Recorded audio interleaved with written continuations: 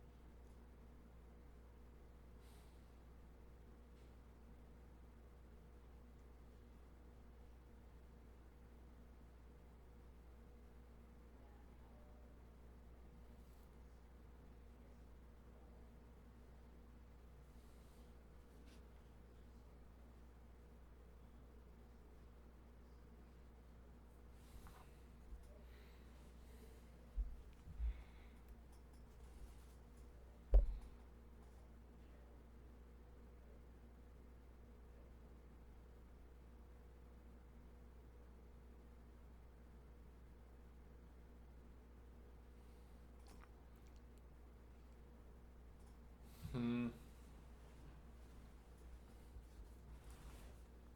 Strange. Yeah.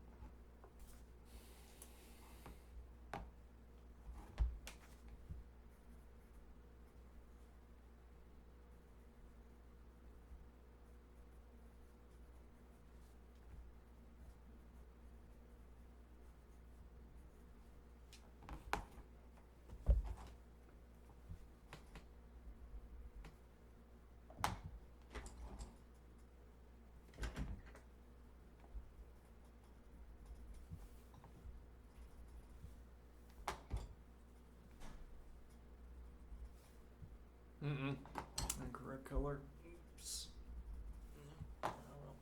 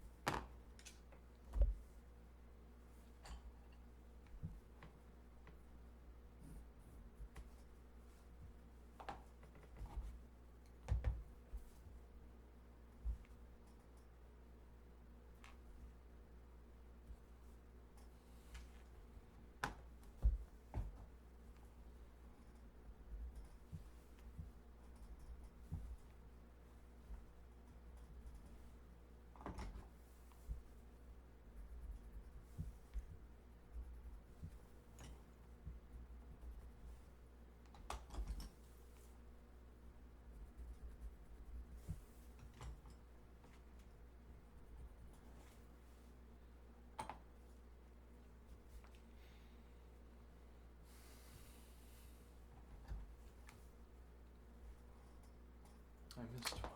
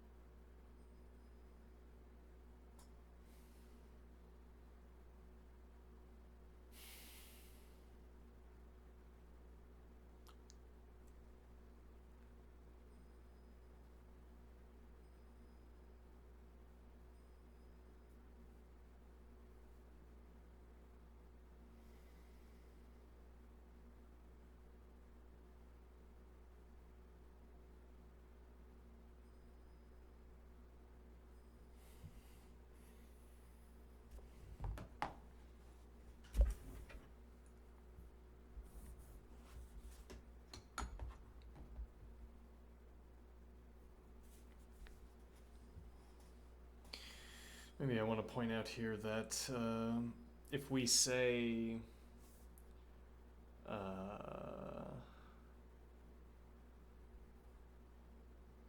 the ordered pair containing the ordered pair x, y, and z is an element of A by B by C, then we leave an ordered pair of the form x, comma, the ordered pair y, z stranded in our kinematics diagram. What do I mean? Our machinery can't produce this ordered pair.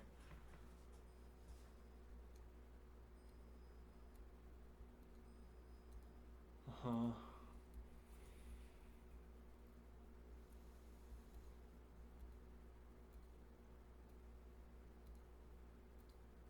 So yeah, I don't think we need to commit a color to unreachability, though, because that's not purely because that's not a common enough of a phenomenon to comment on. But yes, you'd like a color for each new idea. Unreachability. We can't arrive at this ordered pair if we auto-assign A by B by C to the ordered pair containing its elements x, y, z. Which is to say, like, we could say A by B by C is equal to A by B by C, or similarly we could announce that it is equal to, well, you know, we're free to do whatever we want. We could say it's this, we could say it's A by B by C.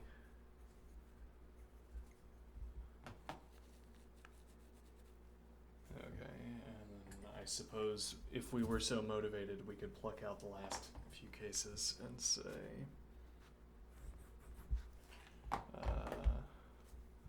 equals A by C by B, and then equals well, then you could do ... because the next one is B by A by C, e.g., but then we also need B by C by A, just ... Well, so this is taking them out of order. We could exemplify another out of order that would fall under this sequence, which would be sort of B by C by A, e.g. Now, I guess we'd want to say that I don't have any justification for choosing. I don't have any interpretation for reading A by B by C and saying, of course, that should reduce to B by C by A. But then you also don't have any justification for choosing A by B by C as the default either, except this thin justification of saying, well, that's what I would do by default if I had to, as it were. Like if you just put this in front of me and I had to guess, I'd go with this one. This seems the most likely. Why? I don't know. A by B being grouped together seems more natural than grouping B by C. Okay, well, I guess we'll go with that then. But I mean, we would just be making a decision about conventions. Though then we would also be deciding which of these constructions isn't possible. We would be saying here that we can't have, this one. Okay, here we'd be saying that we can't have,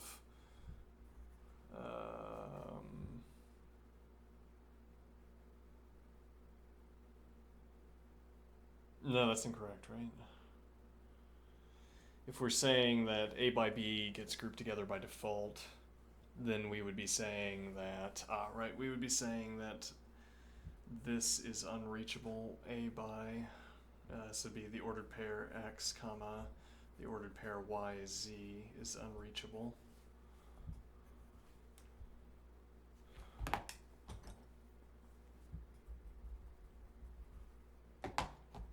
Okay, and then Here we'd be saying that the ordered pair containing the ordered pair x, y, and then z is unreachable.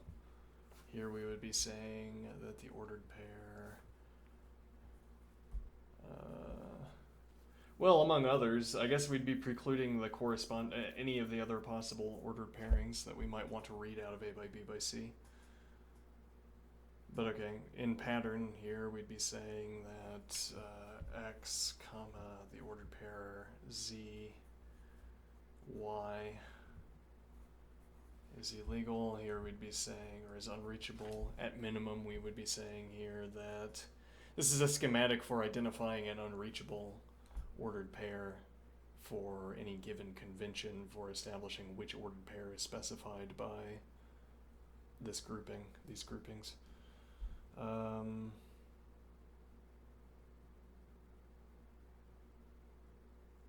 So here we'd be saying we can't have y, comma, the ordered pair is zx at minimum. Okay. But also there's the point that if we had x is an element of A and dot dot dot and y is an element of B and y is an element of C, okay, then we would plausibly take an intervening step. So this is a quote.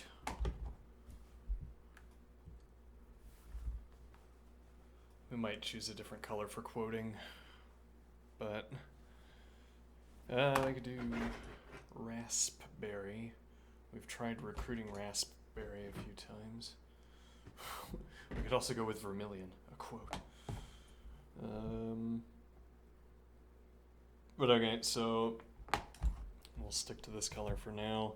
On the next line, we would be willing to write x is an element of A, as if I didn't want to move things around too much, dot dot dot, and the ordered pair y, z is an element of B by C. Okay. And now the question is, what rule do I have? Well, but I don't need a rule here, do I? Well, I do need a rule actually if I want an ordered triplet. I don't know by what other means we would syntactically justify, or I don't know what other typographical rule we would adopt for constructing an ordered triplet.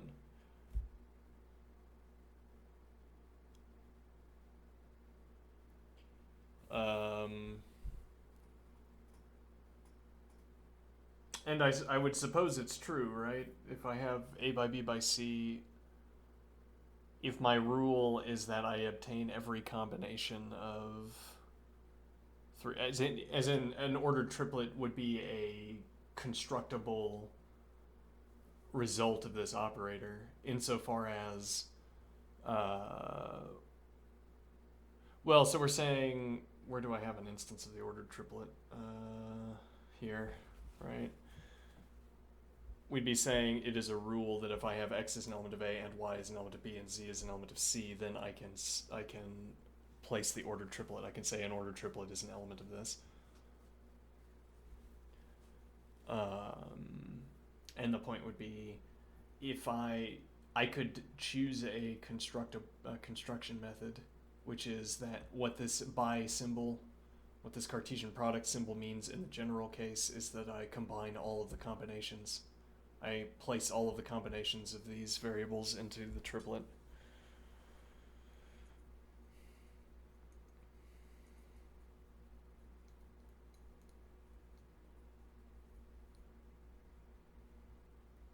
Okay. The point is that this accurately, I want to say this accurately represents something. Well, I mean, if I establish the combinatorial space by combining all of x, all of y, and all of z, this would be an adequate representation of that resulting ordered triplet. It is an element that is taken from A, an element taken from B, and an element taken from C. And any combination of these, any you could choose from A, B, and C, would be in one of these ordered triplets. Okay, I guess I'm just saying that this y is an element of z, rather the ordered pair yz is an element of b by c, and x is an element of a doesn't produce any kind of contradiction. Stepping from here to an ordered triplet doesn't cause us any difficulties.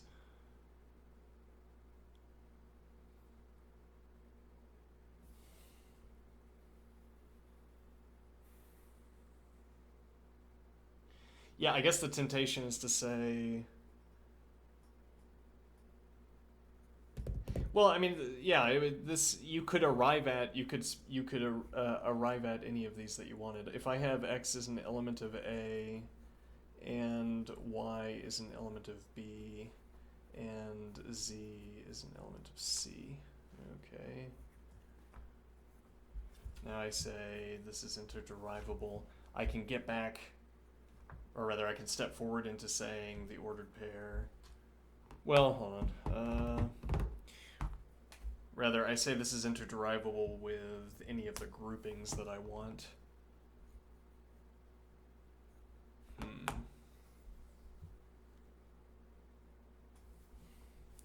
Yeah, we could do... It's interderivable with any of these groupings. Okay.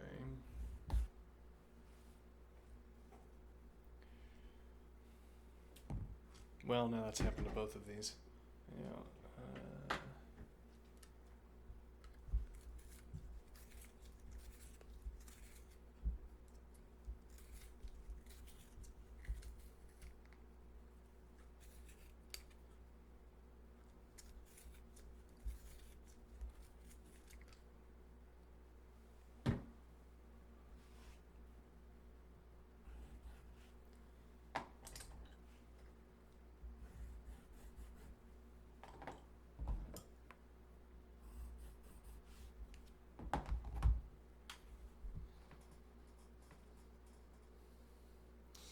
Well, and the point is merely that I could get them back out.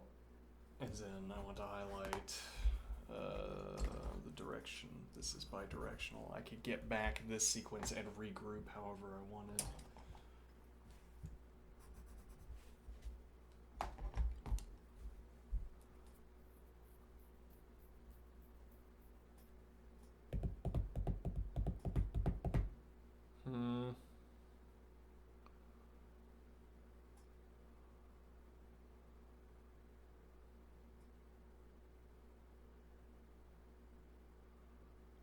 Yeah, though what we want to do is say that...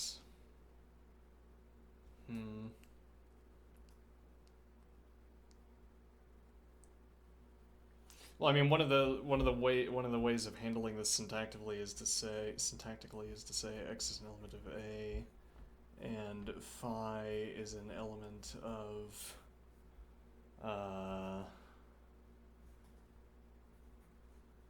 B by C,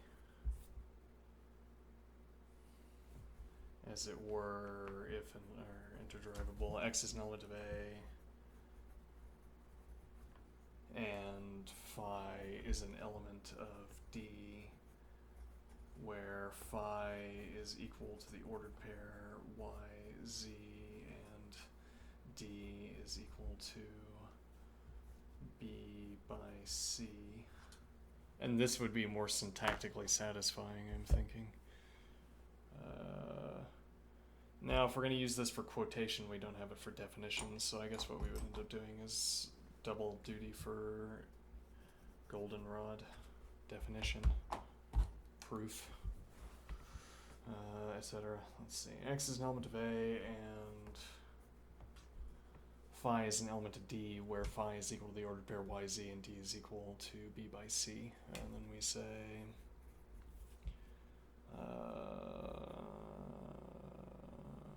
the ordered pair x phi is an element of A by D, and then we say ordered pair containing x, comma, the ordered pair containing y, comma, z is an element of A by B by C.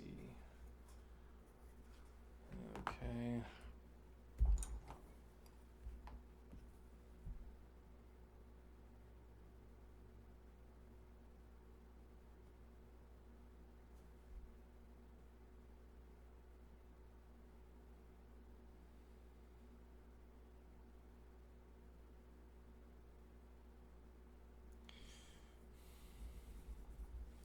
Saying this is a interderivable due to definitions of variables, as it were.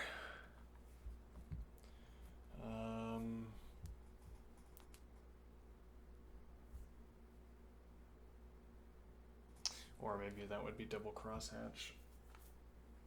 Alright, and now, so we replace the variables according to our schematic for variable replacement, and then we say, calculation done, I guess. Let me see here.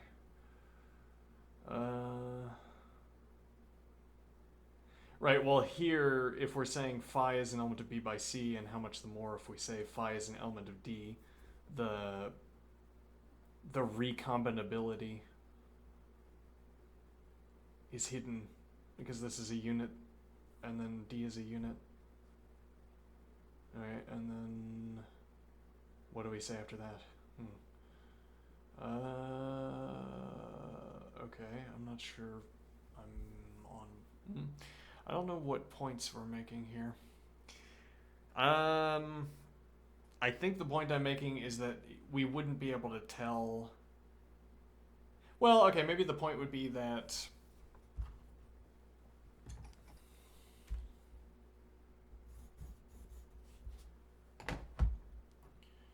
we say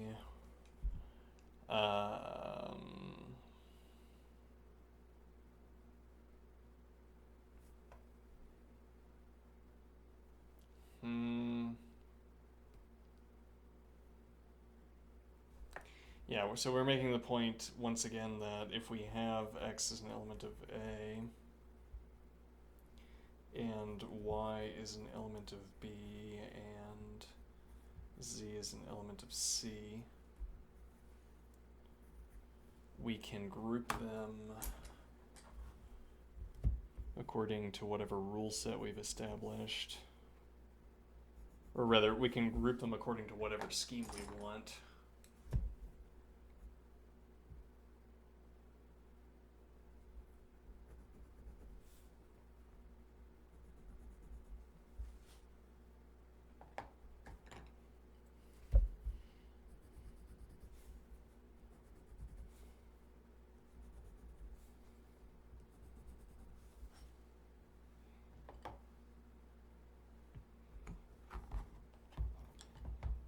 Okay. And now all of these are of the form, let's see, set containing as elements. Well, we could say the big union, e.g. the big union of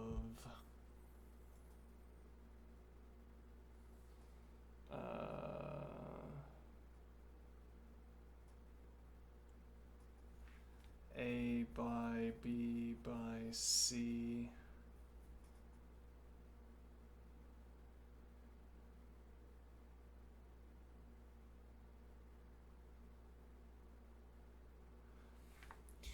this is bad grammar, but good point, I think. Let me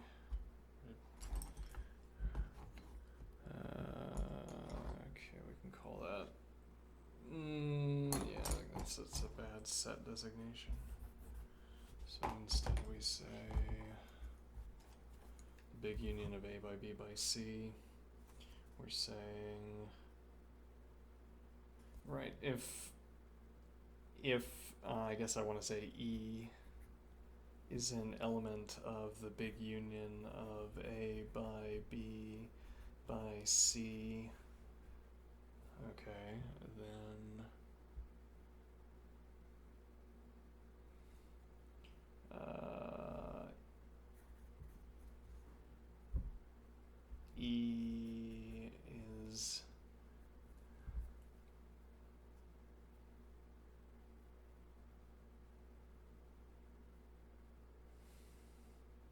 It's like I of E.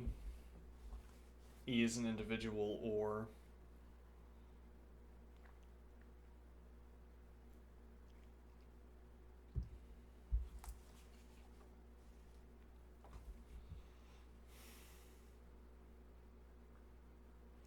E is an individual or E is in the form of an ordered pair.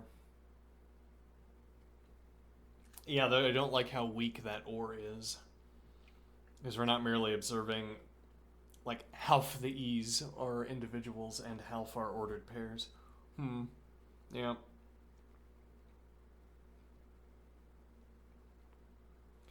Yeah, so maybe we'd want to say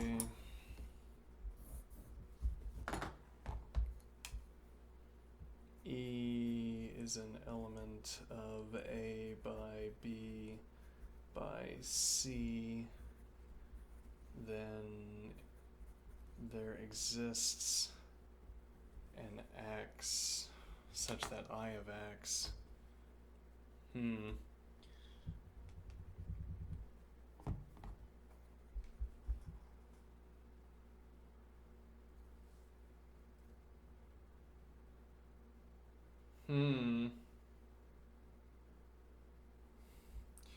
There exists an X and there exists a F and there exists a G and there exists a mass quantification, and there exists a G and there exists an R and there exists an S.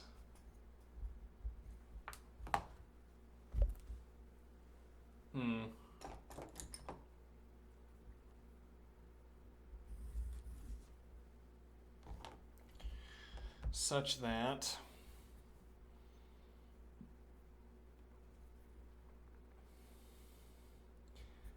X is an element of E or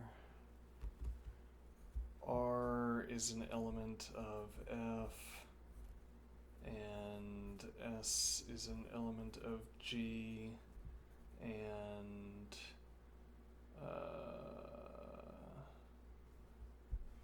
the ordered pair R S is an element of E.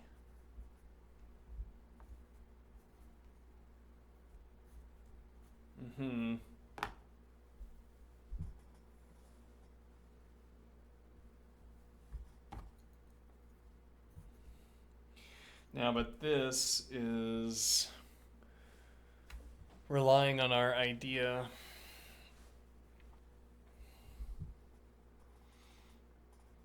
this is relying on our tacit acceptance that unless otherwise noted, a lowercase letter is an individual,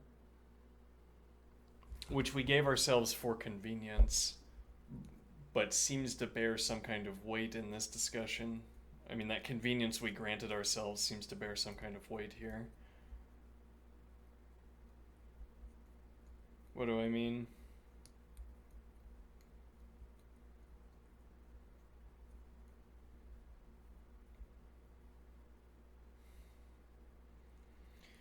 So what we're wanting to say is that in one way of defining A by B by C, this expression, which we take as falling out of having X is an element of A and Y is an element of B and Z is an element of C.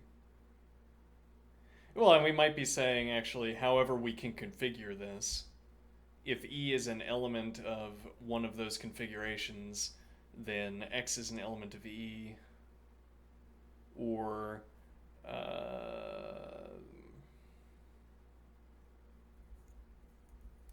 yeah, and again, that isn't strong enough. X is an element of E, or there exists an F and there exists a G and there exists an R and there exists an F such that R is an element of F and S is an element of G and the ordered pair RS is an element of E. And the reason this isn't strong enough is because this statement would still be true if every E that was an element of A by B by C was an individual. Okay, then, well, we wouldn't expect that to be the case, no, because this is the Cartesian product. We expect something different to come out of this. But I'm saying that this is an inadequate expression of the requirements that are placed on E, the status of E that outputs from A by B by C, an inadequate specification. We need something like a stronger or. Uh,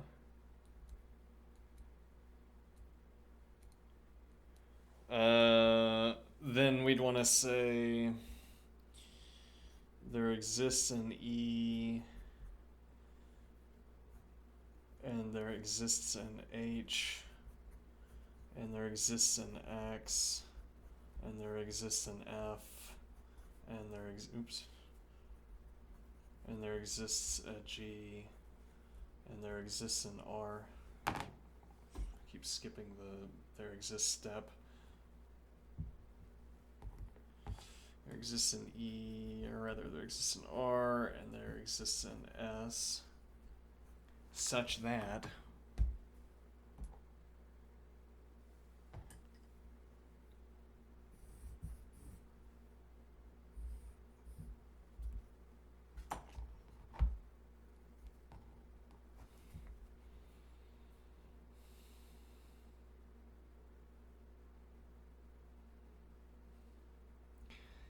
E is an element of, rather, well, whatever.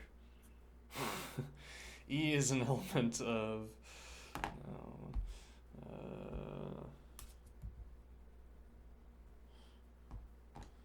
E is an element of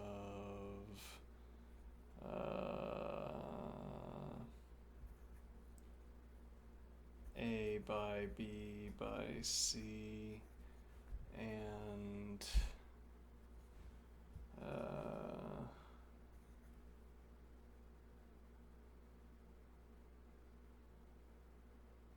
let's see. R is an element of F, and S is an element of G, and H equals the ordered pair RS, and H is an element of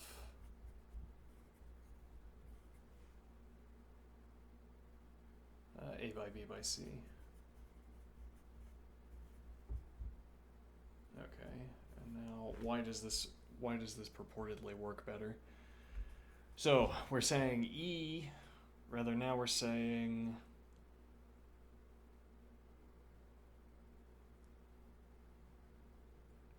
so okay, I see. E is an element, or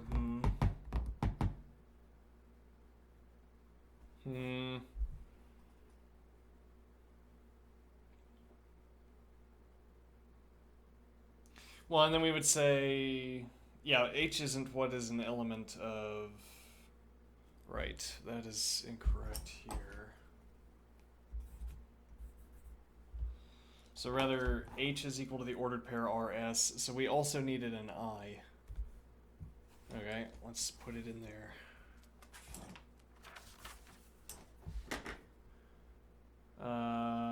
I is an element of A by B by C. Okay. If and is interderivable with the expression, well, typographically replaceable with even if not, but possibly interderivable with. The expression that there exists an E and there exists an H and there exists an X and there exists an F and there exists a G and there exists an R and there exists an S. Okay.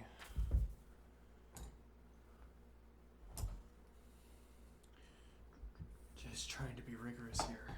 Now, such that, let's see. E is equal. I did it again. Yeah. E is equal to X, and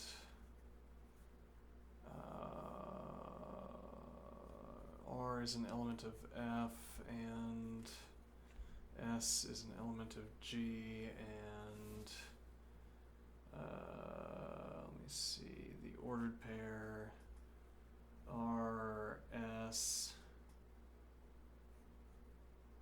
is equal to H, and I is equal to the ordered, no, and rather, because we don't want to have to stipulate which of these combinations we want. And X is an element of I, and H is an element of I. I don't really like the capital I. I don't like my cursive capital I either. So this is the expression, apparently. And what this gives us is consistent with, though not necessitating any of these combinations.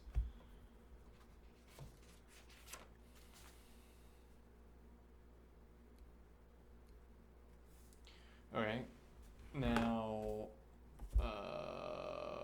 what point do I want to make? Now, if I give myself an additional...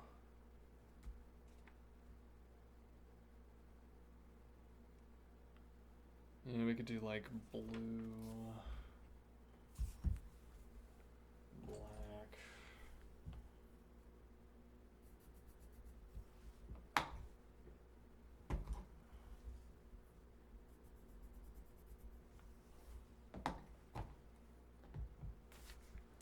And now I say,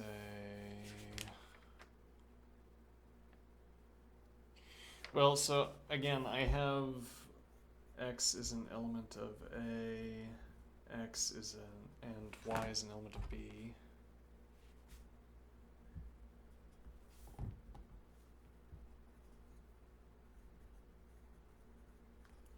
And Z is an element of C, okay.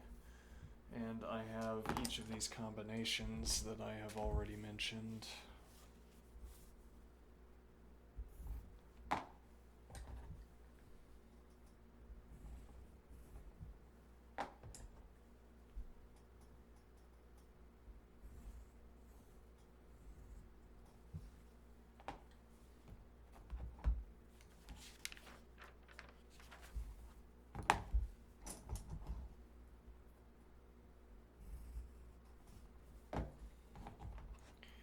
Okay, and now this additional one where I say,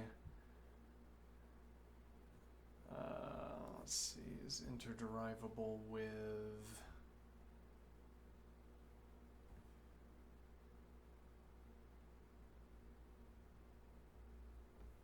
the ordered triplet X, Y, Z is an element of A by B by C. Okay.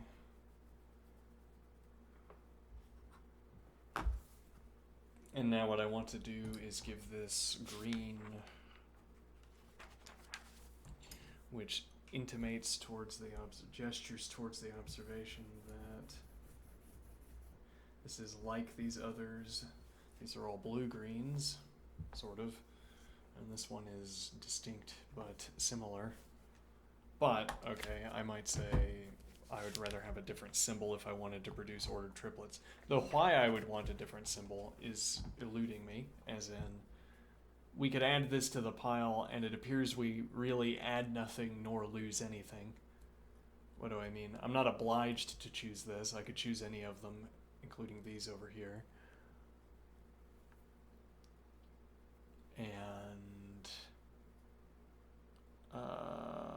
I can break this apart into its constituent expressions and reorder them into any of the other expressions that I want to associate with these three conjuncts. Huh. Interesting.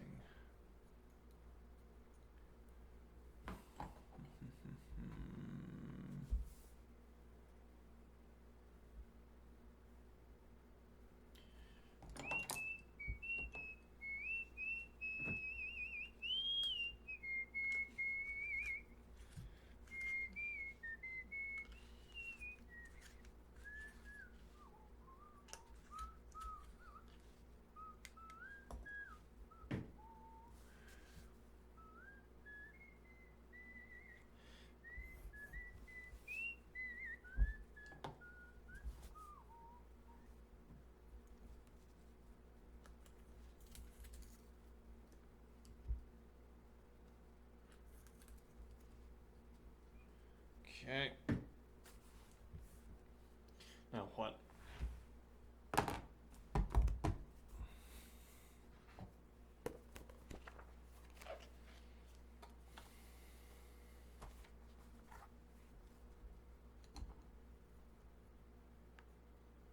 Is the Cartesian product associative? If so, prove it. I'd say yes, though if you have a particular definition of associativity that you're thinking of, it could be contrary to the example I just provided. Prove that A by the big intersection of B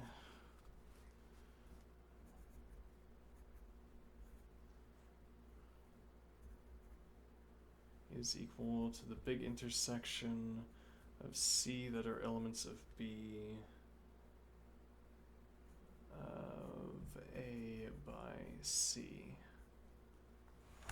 Okay, now we have to remember what this syntax is like. There's a meta point here, a metapedagogical point. What? I assume we would just come up with whatever we wanted at any given point. What do I mean? Again, I want to urge against the temptation to see this as like a fact of nature, that this means something.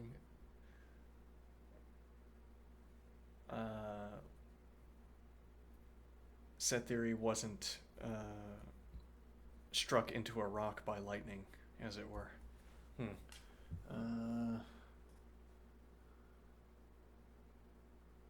So the point would be, well, so I say there's something I want to do here. There's an operation that I regularly do in my usage of sets. I don't know what usage you would actually make of sets, but supposing I had a usage of sets, I might find that I perform this operation on a regular basis, and then I just want a symbol for it. What do? I give myself a symbol for it. Oh, and then I put it in a book because I found it useful and other people might too. Okay, and now what is the symbol? What does it mean? Yeah, that's a good question. How do we use the big intersection again?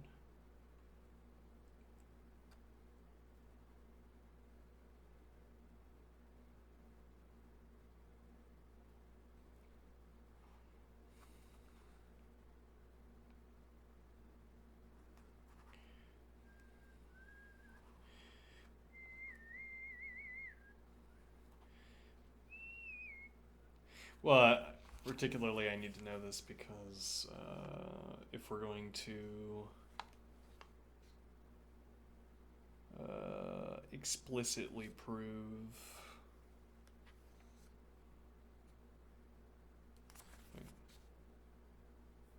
if we're going explicitly to prove this, then we need the definition.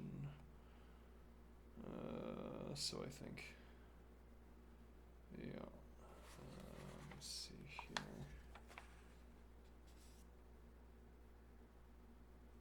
Alright, so we say Theorem 38.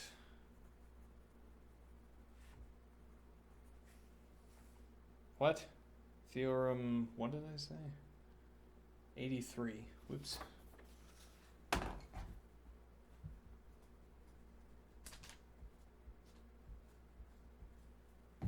Theorem 83.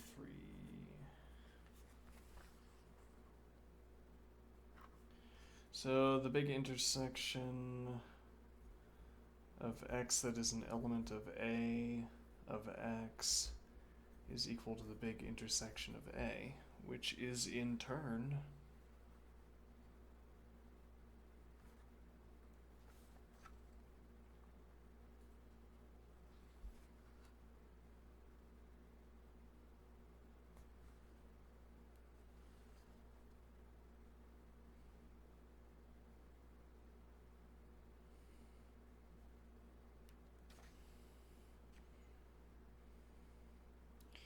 where is this nonsense defined?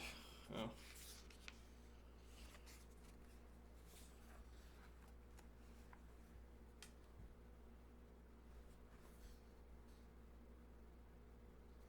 So we say this is no, let's see. X is an element of the big intersection of A if and only if for all B, if B is an element of A, then X is an element of B, and there exists a B such that B is an element of A. Okay, and what do I want to do with that?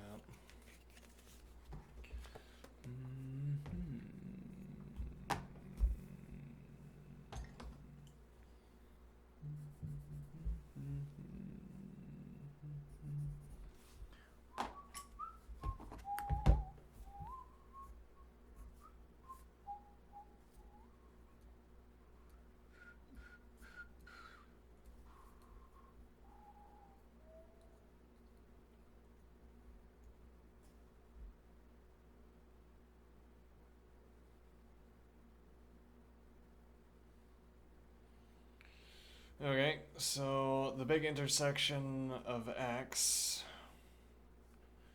No, okay, so yeah, let's do a little bit of coloring.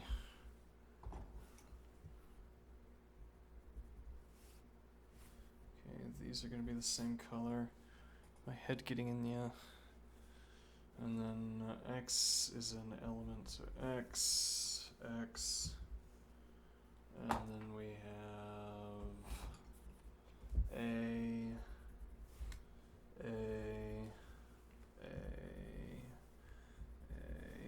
okay, and then B from the quantifier here, okay, and then B, same quantifier, so now let's see, so now if I say X is an element of, oh, hold on.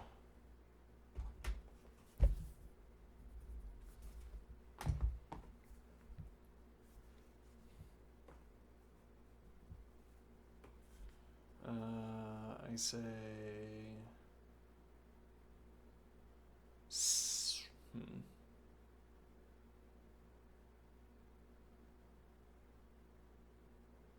Nope, yep, this is confused. This is not the same X. Yep.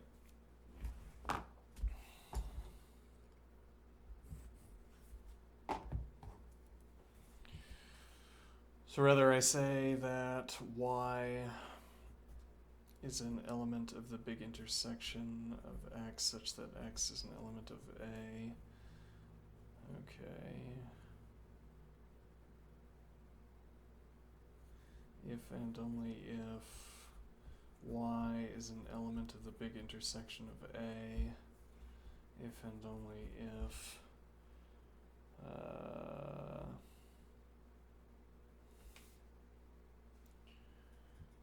for all B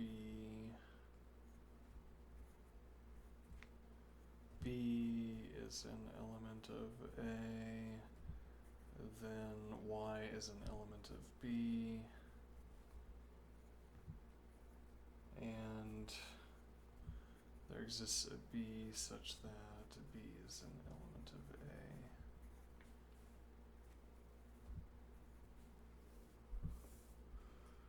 Okay, and now we're going to have green.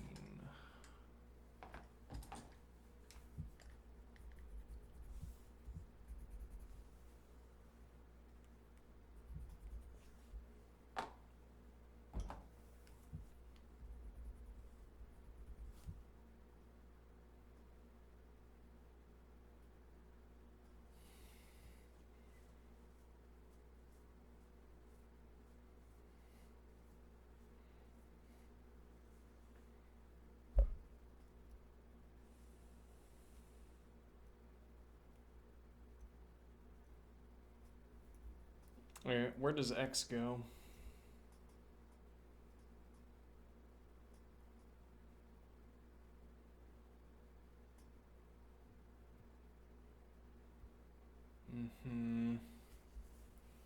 If anything, under B, I suppose.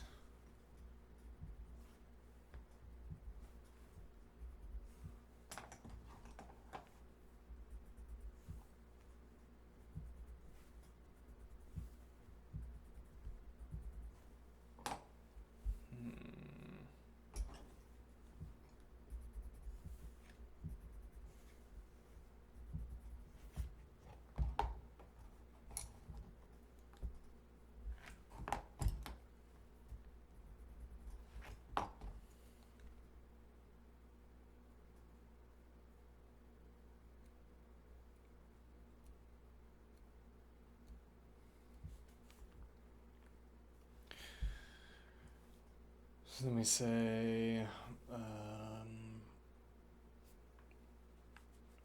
Y is an element of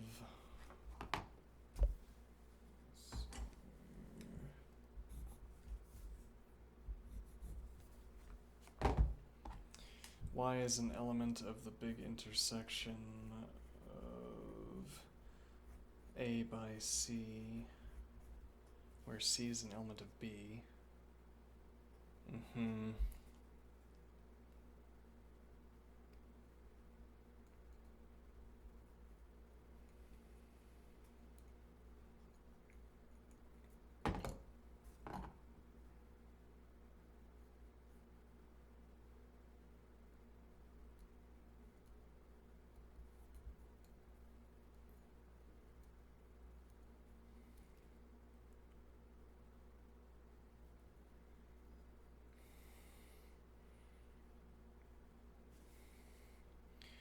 So then we'll want to say, yeah, it's going to be a little bit confused since we used B here.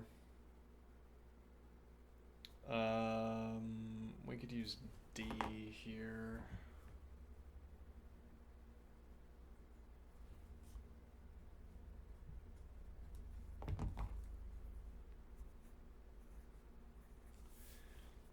Alright, Y is an element of the big intersection of A by C, where C is an element of D, if and only if Y is an element of the big intersection of A, rather, yes, that's of A by C.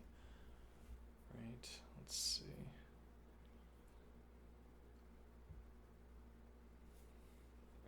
Let's go by colors, yes. Let me see here.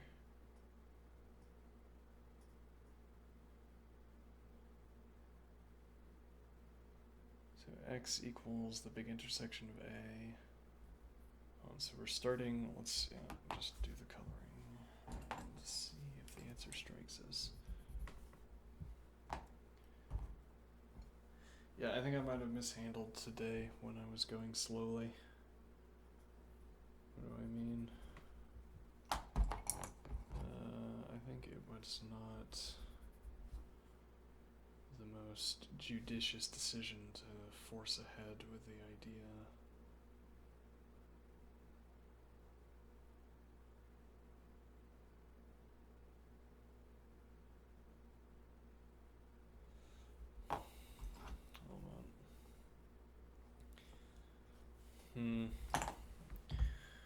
Yeah, okay, let's finish that idea.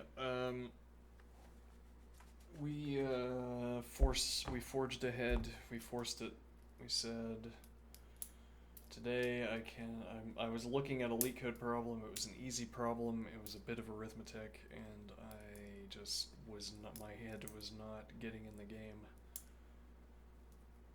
And then I said, nope, we're gonna curse the day. We're gonna say, oh, why are we having a bad day? I don't want to have a bad day.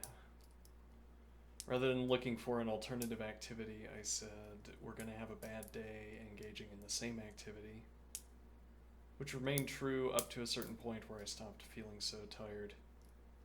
If I had kept feeling that tired, then the difficulty would have remained, and we would not have been able to... Well, we wouldn't have had the easy out in that case of the day going better.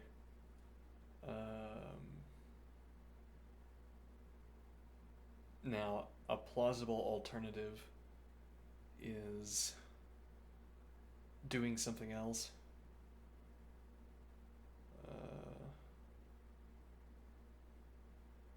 Yeah.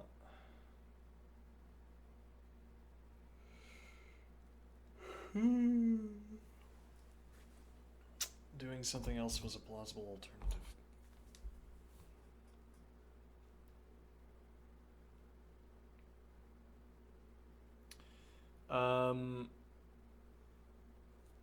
This also is confusing the matter here in this problem. So this is C, and then this is a tau operator on C. It's a tau of x is a by x.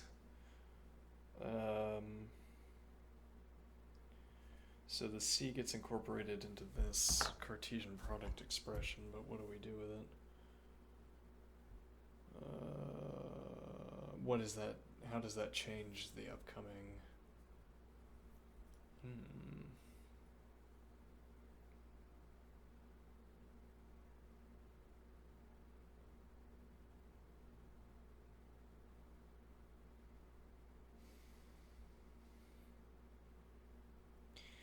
I might, if I have to make a decision about this, then we might have to come up with a semantic accounting.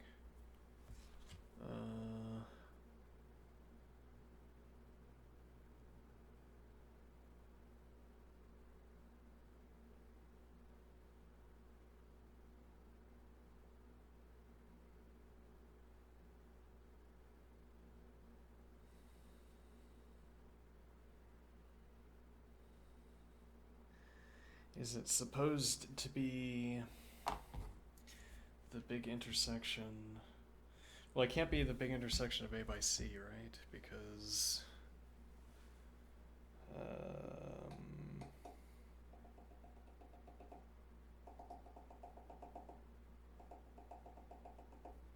I don't know. I think I'm a bit out of it.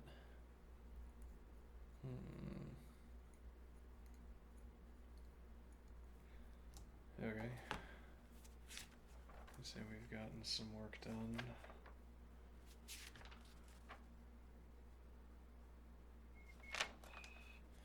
We want to move on to calculus. It's about that time anyway.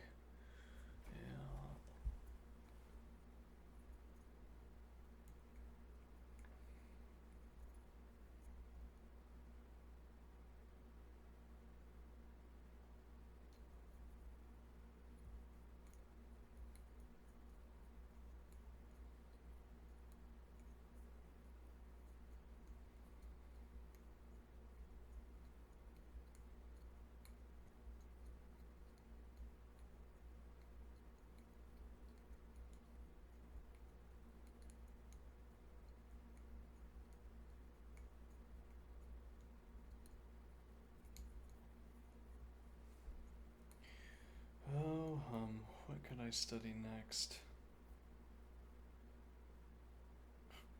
Calculus? Yeah.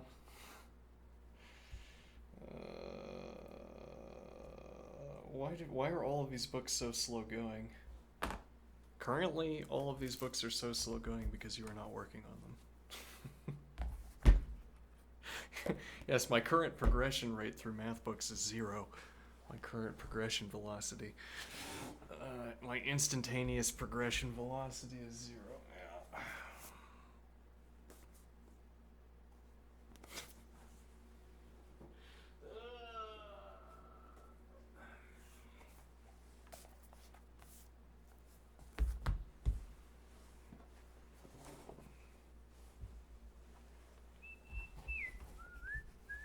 I haven't checked in on chat in a while. What's up, chat? Never mind.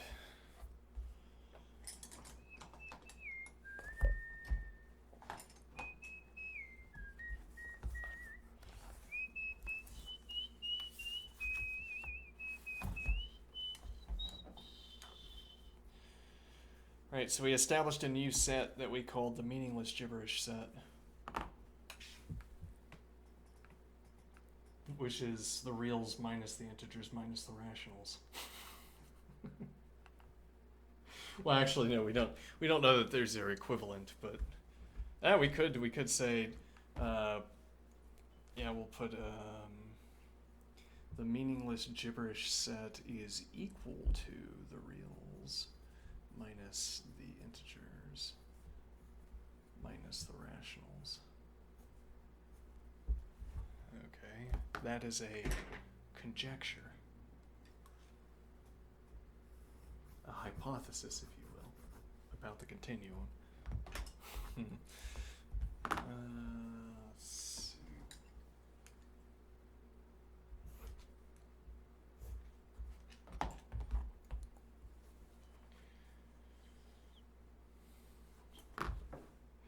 This we are confident in. This second expression is more speculative. With the corollary that not C is an subset of G of the meaningless gibberish set. Okay. All right, now let me pull up my calculus book.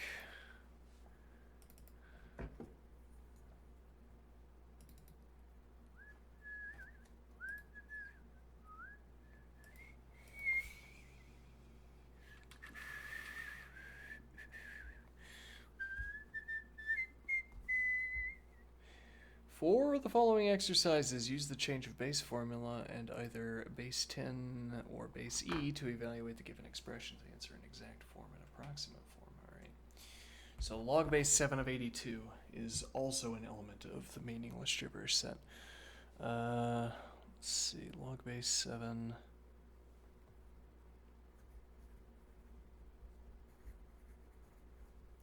Of 82. This is not among that small, restricted subset of the range of log base 7 that will produce a meaningful value.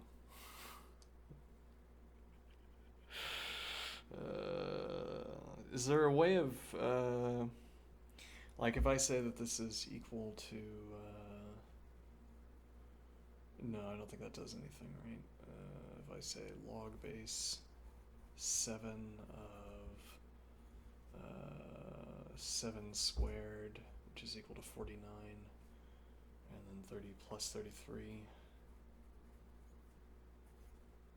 which is in turn equal to, no, that'd be 3 times 7. Yeah, and we don't have any equivalents for sums.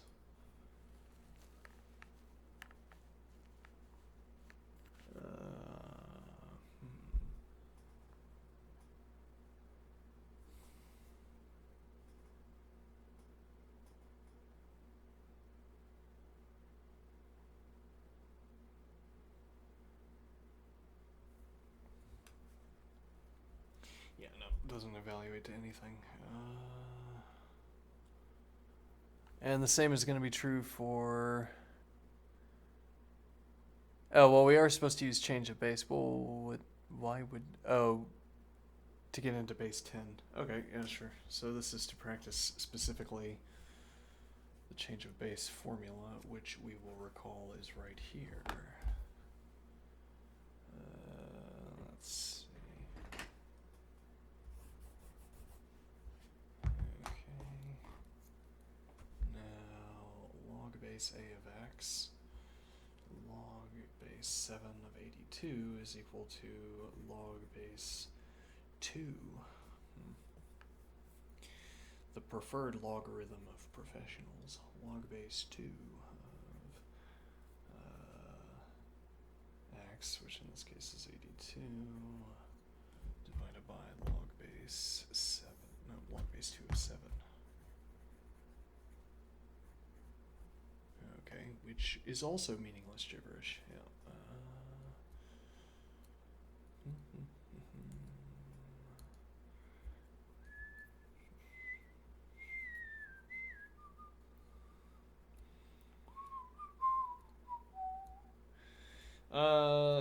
If I said,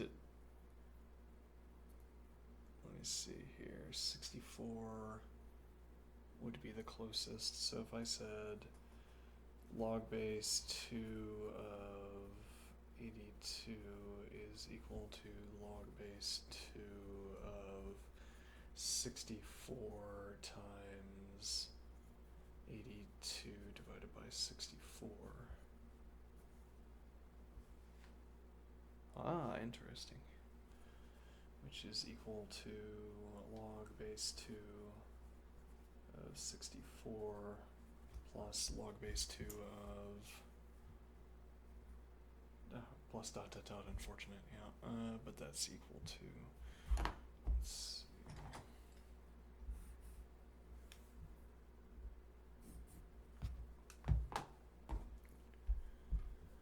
Let me see.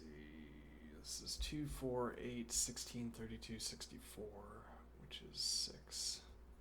So 6 plus log base 2 of 82 divided by 64, which is 41 divided by 32.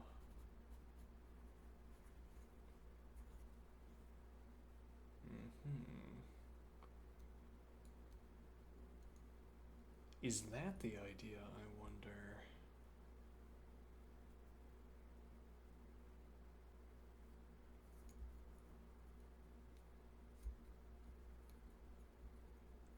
What do I mean by that? Is that the idea? If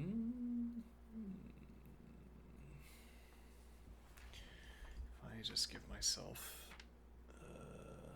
well, we could just do this. Log base 7 of 82, sure. Log base 7.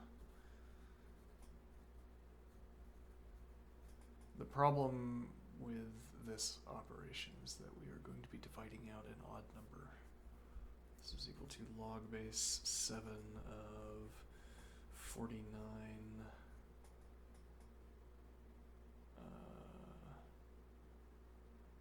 times 82 divided by 49, which is equal to log base 7 of 7 squared plus log base 7 of 82 divided by 49. Okay, which is equal to, yeah, now we can't factor this, is the point. Yeah.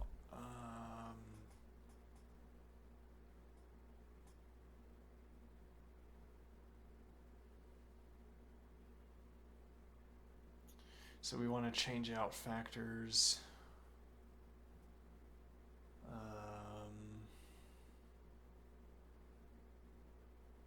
Yeah, but what are we trying to accomplish?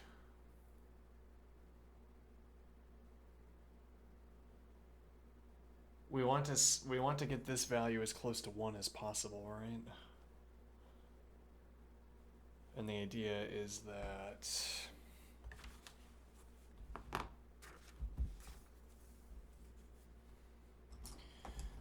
okay, so this is we're introducing quotation, which is heretofore underutilized mode of expression. All right, so I'm going to note that this is like quoting what our interaction with a logarithm could be. All right, so this is going to have log base n of n to an element of the integers. That's where this comes from. Where n, that would be lowercase. Yeah, let's see.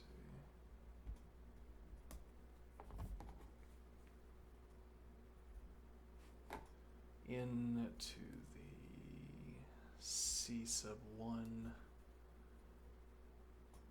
so in sub 1, okay, plus log base in sub 2 of in sub 2 to the C sub 2 plus dot dot dot plus log base m of 1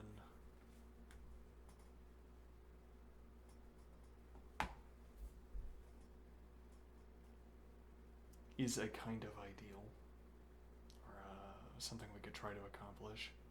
Alright, and then I would note that here, which apparently this is a legal operation. Yeah. So it is. Why did I use green? Unclear. Alright. And then the idea is that each of these turns into a... Yeah, well, we also don't have to have...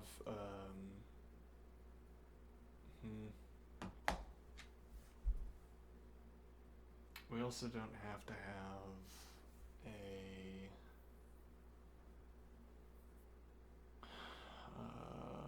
integer value. Yeah, but how do we do this mechanically? So...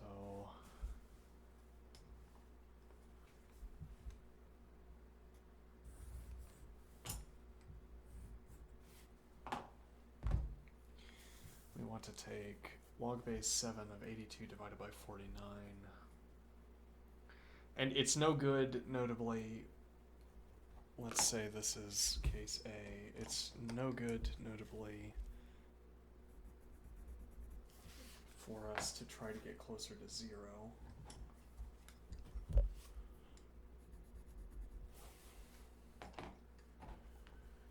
Log base in sub 1 and sub 1 c to the 1 plus dot dot dot plus log base m of 0. Okay, because we wouldn't have any idea what this was giving us. We would know that all of these values were positive prior to this point and that they were approaching 0. And then the last value would be 0. Here, this would be negative infinity if it was anything.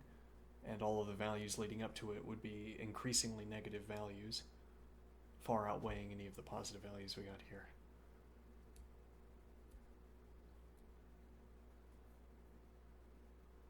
No, well that actually doesn't make any sense, right? Hold on, what? Because...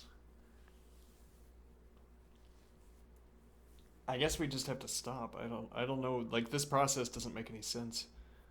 There's something strange about this. We can keep... Well, I don't know. I have, as yet, I do not see what the process is supposed to be that gets us closer to log base m of 1. But the idea is that this would be a way of accumulating the digit dust. The, like gold dust, yes, or copper dust or silver dust, whatever. Of the digits, the digit dust, yes. Whereas this would... Well, this would have to be giving me a value other than the initial value, because log base m of 0 would be equal to 0.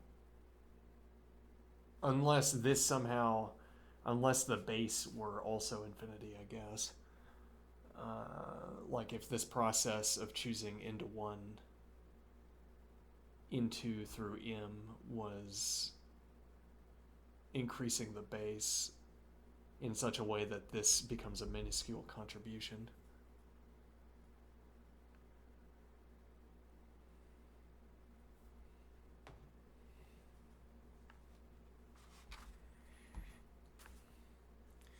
So m equals infinity. M equals question mark. Okay. And so what would be the process? Yes, I'm still trying to figure that out. Well, and so the point there would be that I could try doing e.g. log base 7 of 7 squared. Let's close out that comment. Yeah, okay.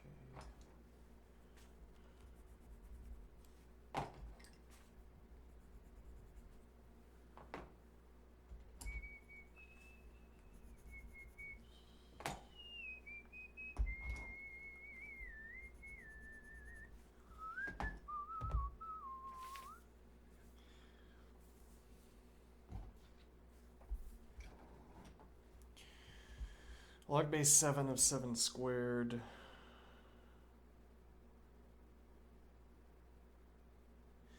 You know, I probably should go back and check the logic on that binary search algorithm that we got from the interlocutor, because I was not certain of how that worked, and I put an unsafe operation in it. I actually don't know what's at stake with those unsafe operations. Like if someone nefariously said, "Aha, I, the owner of LeetCode, am going to take this piece of Racket code and incorporate it into a code base made out of Racket." Okay, and then it turns out they can't trust that code because it's unsafe. I wouldn't know. I don't know anything about unsafe code. What does it mean? It's labeled unsafe. What does it mean? I don't know, actually. Let's see. Plus log base 7 of... And now here we could do 81 times 82 divided by 81.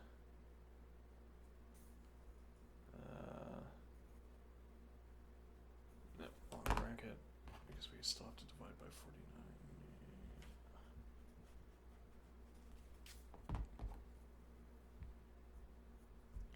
Divided by 49. Alright. And then we do a change of bases, I suppose. Is equal to 2 plus log base 7 of 81 plus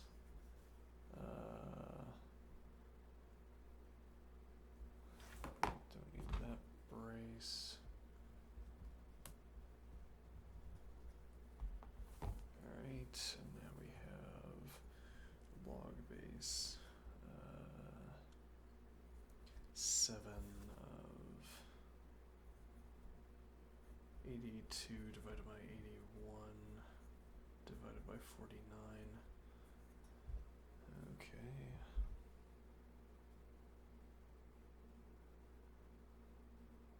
And now the point is that this is, as it were, close to infinity.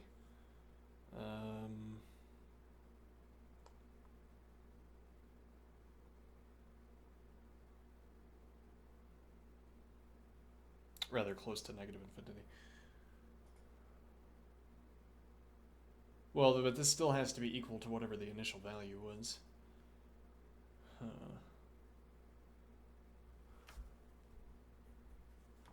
Which is equal to 2 plus log base 9 of 9 squared divided by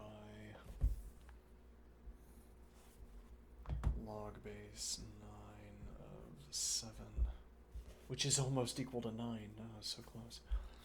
Yeah. Which is equal to 2. No, we have the additional term here, plus log base 7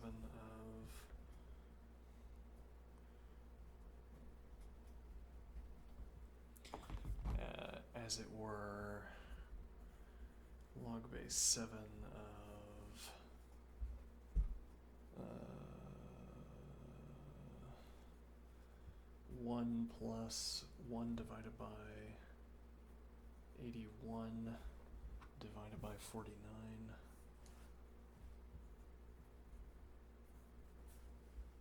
Okay. Which is equal to 2 plus 2 divided by log base 9 of 7.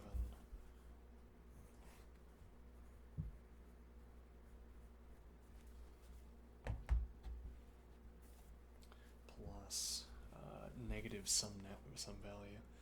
Yeah, well, so this value is less than 1.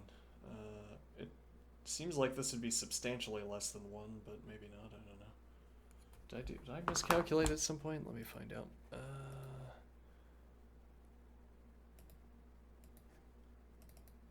It seems like I've miscalculated, but maybe not.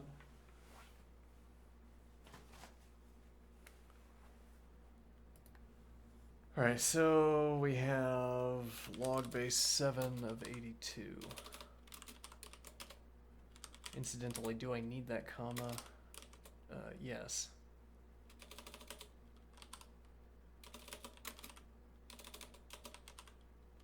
That's weird. Okay, well, whatever. So we have log base 7 of 82. Now we have 2 plus log base 9 of... No, 2 plus 2 divided by log base 9 of 7 plus log base 7 of 82 divided by 81 divided by 49. Yeah. Okay.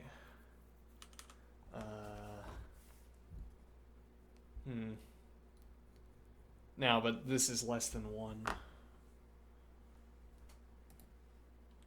Log base 7 of 82 divided by 81 divided by 49, which, yeah, it's nearly equal to -2. So this isn't some kind of convergent process where we're depositing integers.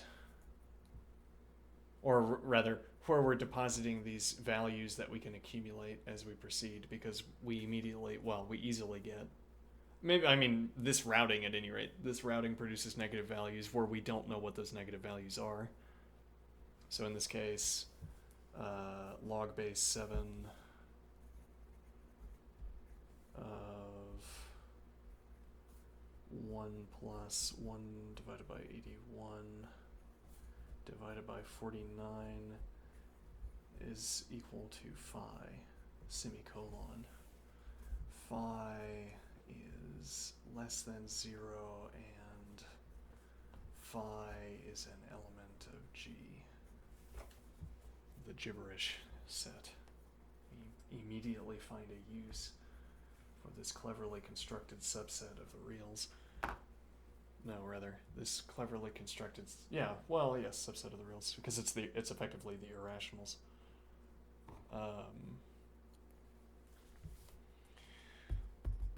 And what makes this clever? Well, we're merely pointing out that this is together supposed to point out that this process does not give us an easy way of accumulating into an output value that we understand, that we can do anything with.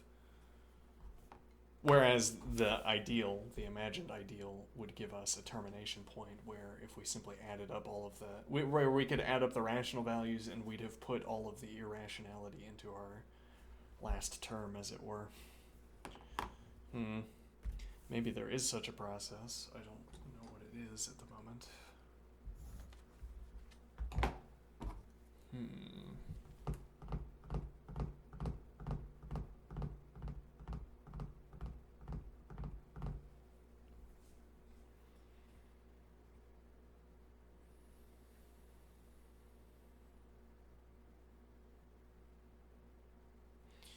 Well, what if I did,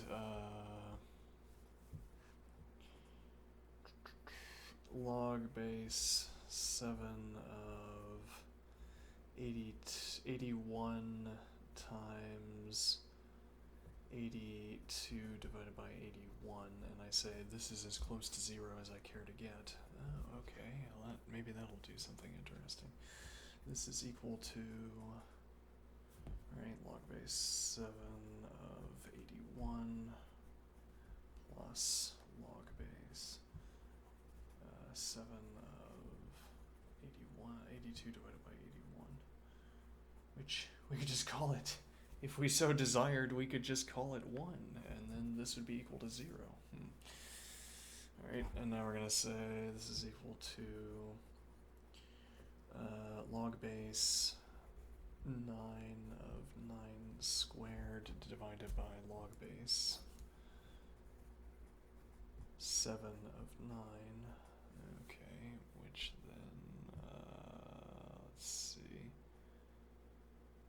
plus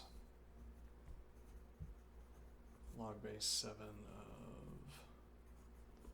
1 plus 1 divided by 81, which is supposed to be some kind of gesture, like, oh, look how close to 1 that is. We could basically eliminate that term altogether. Which is equal to 2 divided by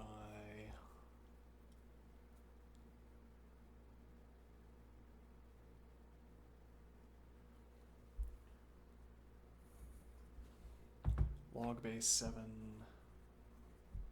of 7 times 9 divided by 7. Okay. Plus log base 7 of 1, we'll say 82 divided by 81. Okay. Which is equal to, and now this is going to be, we'll call this phi, I'll just call it blue. Yeah, whatever. Should have been red probably, or poppy red. Oh well. So we're gonna have 2 divided by log base 7 of 7 plus log base 7. No, this is wrong. This should be 9. Hold on.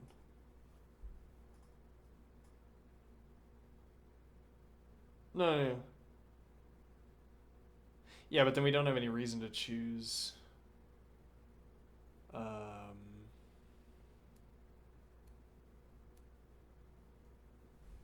No, yeah, hold on.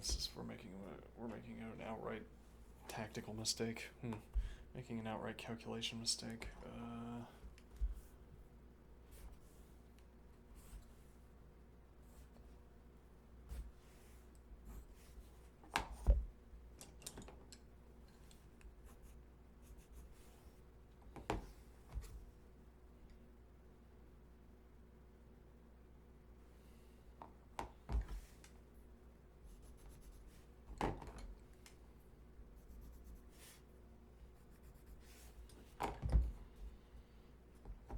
So rather,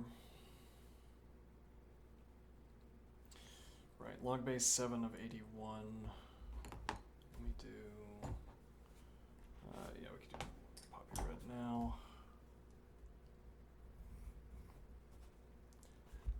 Alright. And now we have log base 9 of 9 squared divided by log base 9 of 7.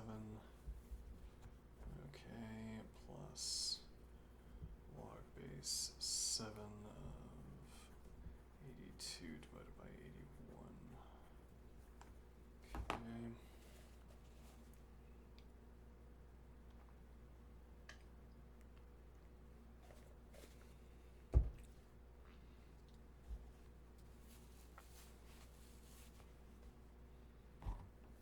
All right.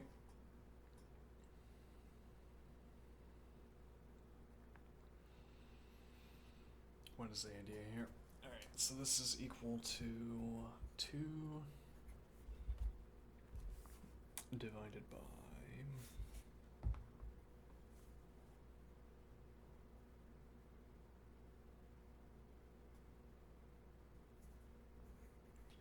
log base 9 of 7 plus log base 7 of 82 divided by 81. The actual answer here, incidentally, is 2.26.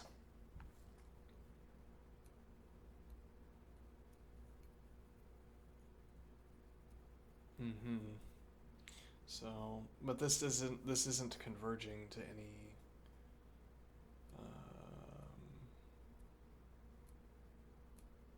Well, yeah, the next step we'd want to take is here. We'd want to have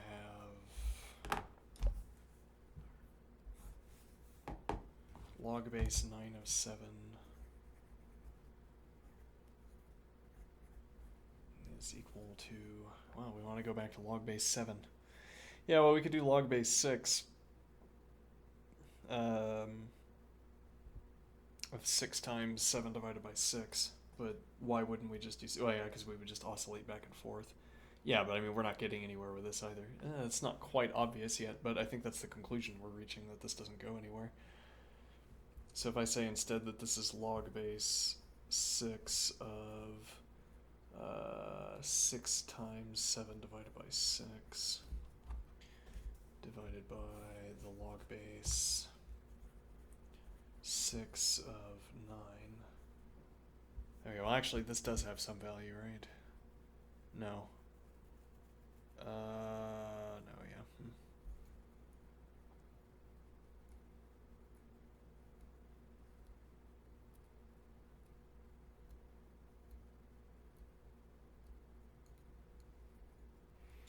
Well, we could call this 3 squared and take a 2 out front. But then 3 doesn't hold any relation to 6 either. In this context.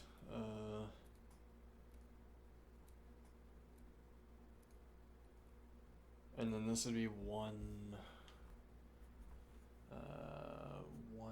plus log base 6 of 7 divided by 6 divided by... Well, we could have 1 plus log base 6 of 9 divided by 6.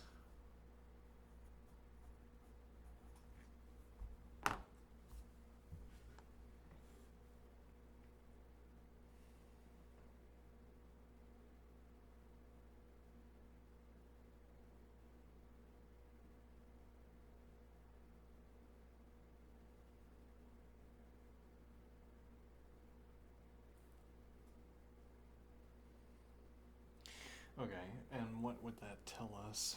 Well, interestingly, these are both log base 6, and this value is greater. So if I said, for instance, well, what is log base 7 of 82 divided by 81? Yeah, 0.006. So if we want to call this negligible, then the idea is that, let me see.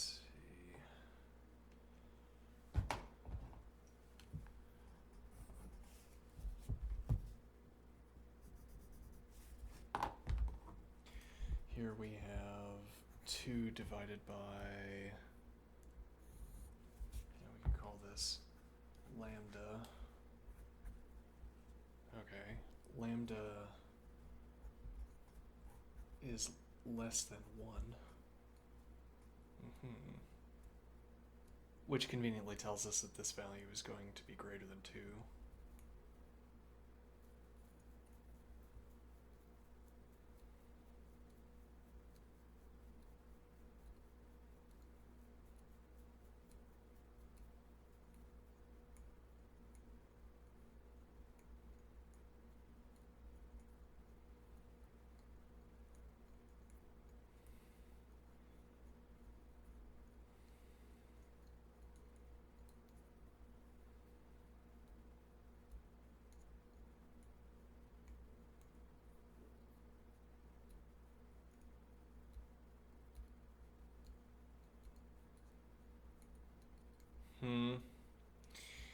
Yeah, I don't know. I guess the idea would be that you'd become accustomed, like if you had a table of these values, you'd become accustomed to a region of the table, and then you would look for ways to swap out values until you could, like you have a string of rational and integer values, and then you have trailing digits where you happen to know the values of these two, for instance. And then it wouldn't take too many operations to get to 2 decimal places, e.g. for sort of arbitrary numbers. But yeah, or I give you a collection of values I give you a collection of log equivalences, and then, well, a table. I give you a limited table, and then you have to adjust the original expression until you have only expressions from that limited table. Or integers, I guess. Integers, rationals, and expressions. So you would need...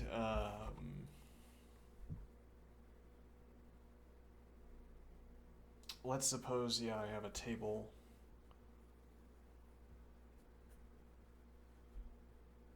T is... let's see... T is equal to the set containing as elements ordered pairs. Let me think.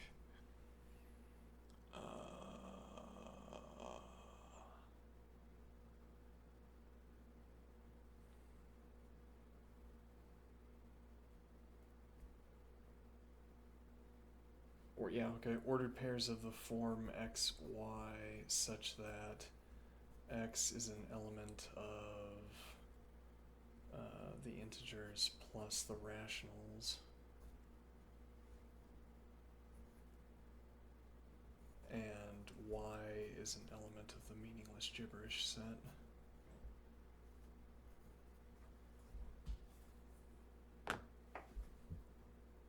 Well, I mean, it would be member of the meaningless gibberish set because you'd have like 4 digits of decimal places, and the rational value, the only rational value you could think to attribute to this would be the number times the number of decimal places divided by 10 to the number of decimal places, or whatever that would be.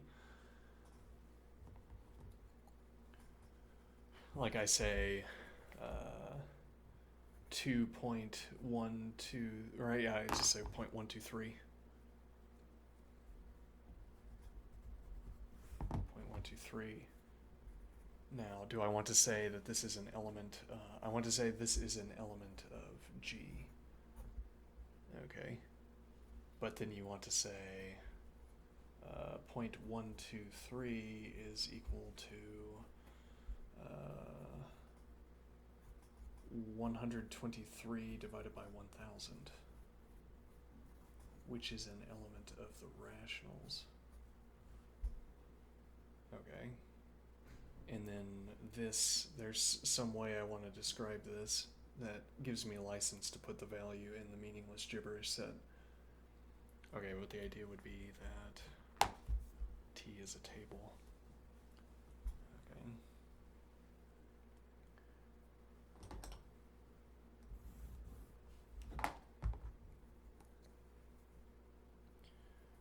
T colon represented in a different format would be X and Y. And then we would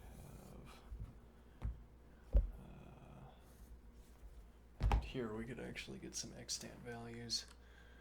Natural log of 1, natural log of 2, natural log, it'd be more like natural log of, this is where we'd want to use Racket, incidentally.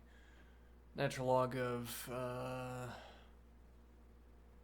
3/2, natural log of 4/3, natural log of 5/4, natural log of 6/5, e.g. where we have 3/2, 4/3, 5/4, 6/5. Okay, and then we have 0.4055. Okay, and then we have 0.2877.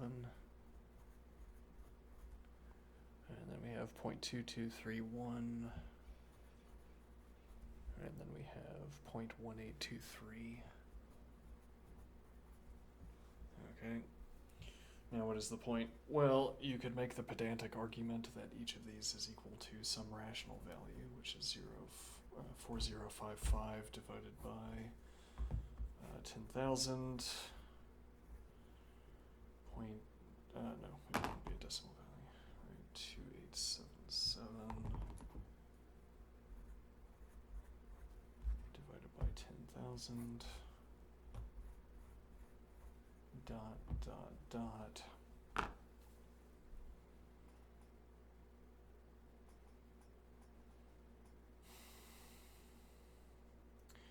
Now, so the idea is that I would need, let's see,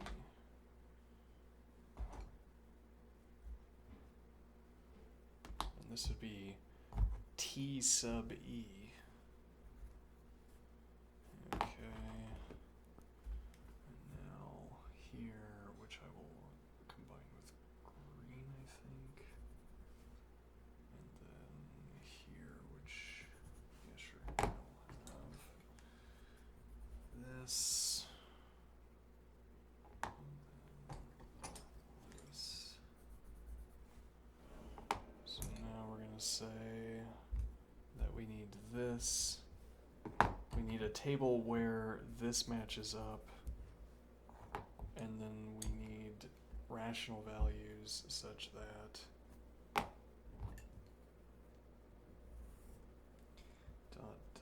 dot.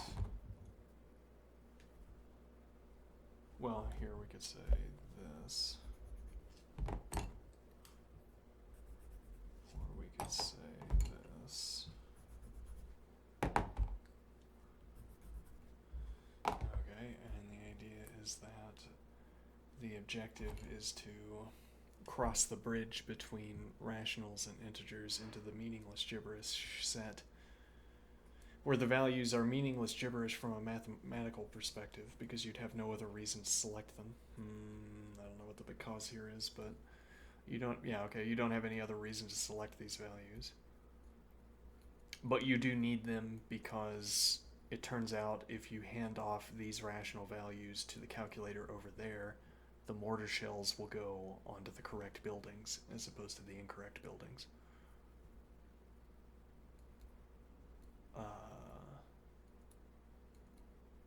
Yeah.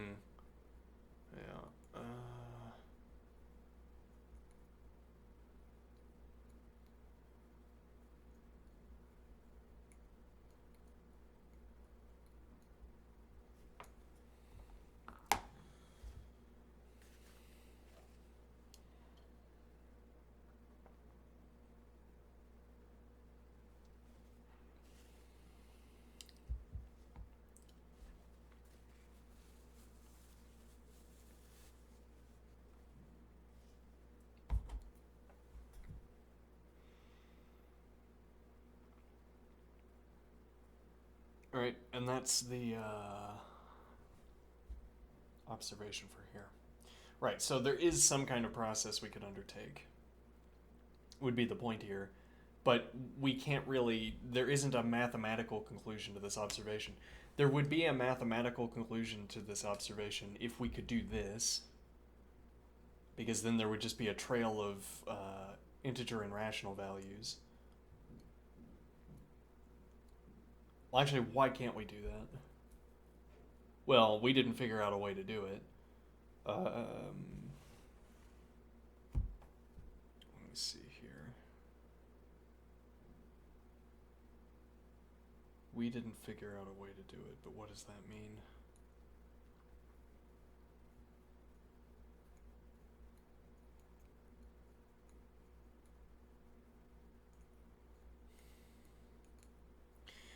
I'm saying this would be a satisfying mathematical conclusion. If we could even get to the point where the values were minuscule and then put the dots, that would still be a valuable, or that would still be a satisfying mathematical conclusion.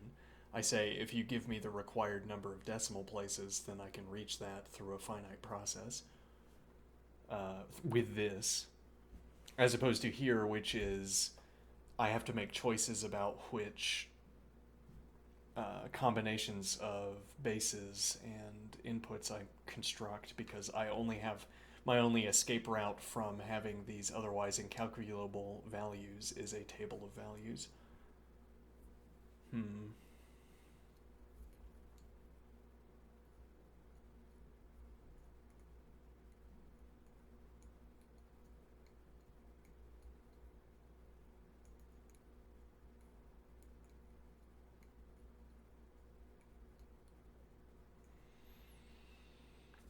Is there such a finite process?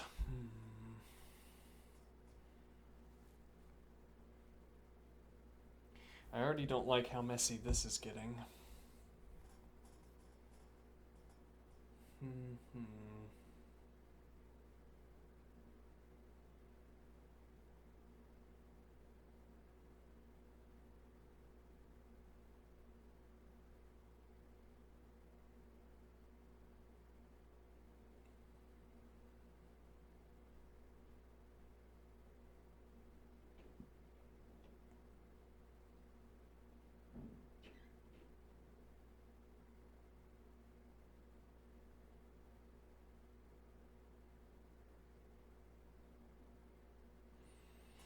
Well, okay, let's keep going.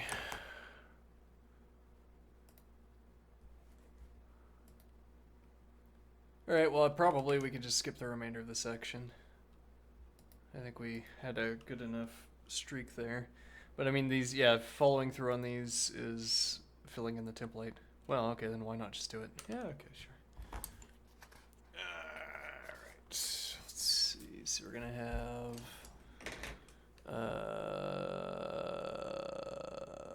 log base 6 of 103.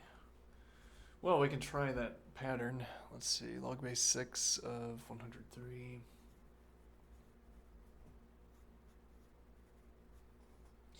Alright, which is equal to... yeah, I guess we'd want to start by dividing out 6. Or 36, actually.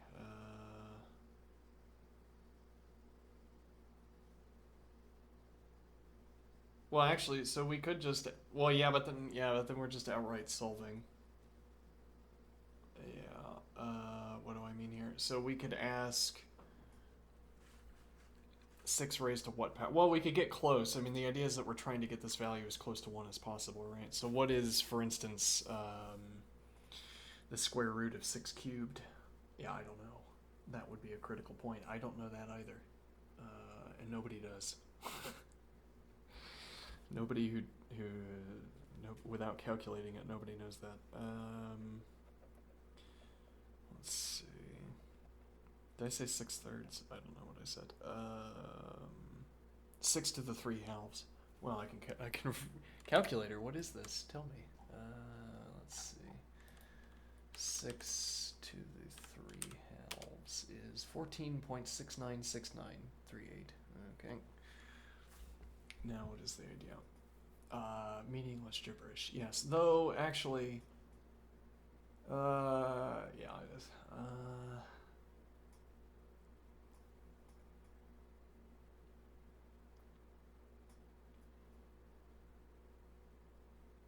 I mean, really, what the trick here might be.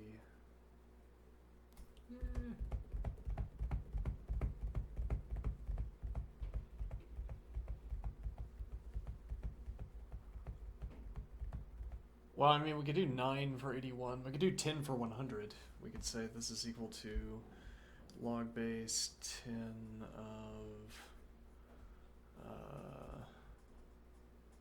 103 divided by 100. Oops.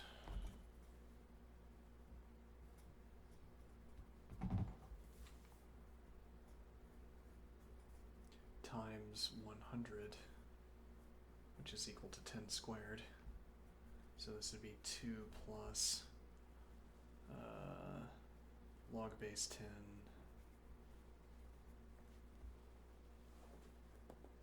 Oh, hold on, no, that's incorrect. Hold on. We skipped a step. Let's see. So rather log base 10 of 100 for gestural purposes. I will put 10 squared divided by 100. Okay.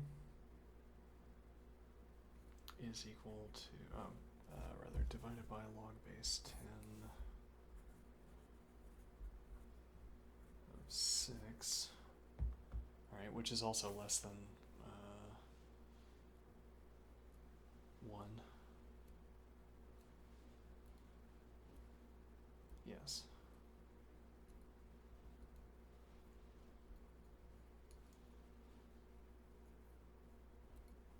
Wait, hold on.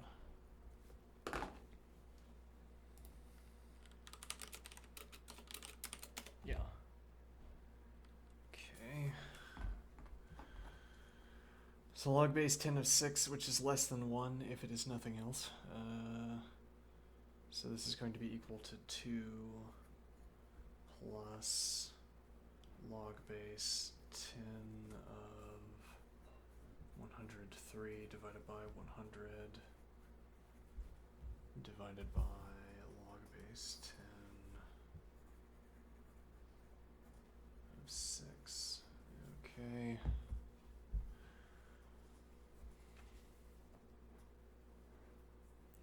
And well, this value, log base 10 of 103 divided by 100 is 0.012. So, I mean, you can have a knowledge about how quickly these values approach 0.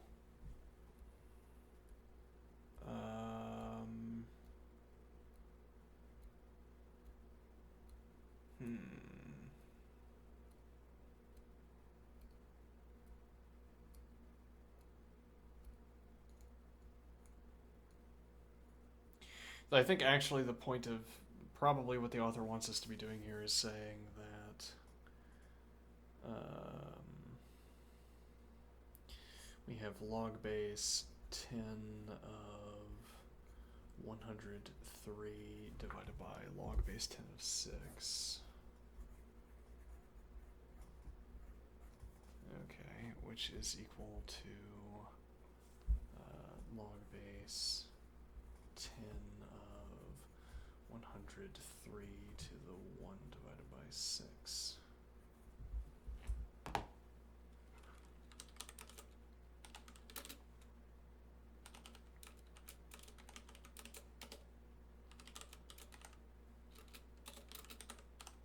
That is incorrect. Hold on. Why is that not correct? Oh, no, rather, it'd be 1 divided by log base 10 of 6. Yeah. Whoops. Whoops. Alright,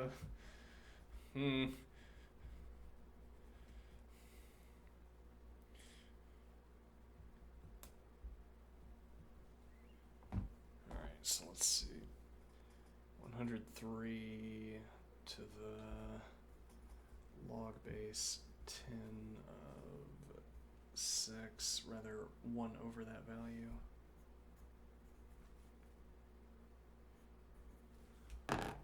Which is getting kind of horrible, but whatever. So, log base 10 of 103 to the 1 divided by log base 10 of 6.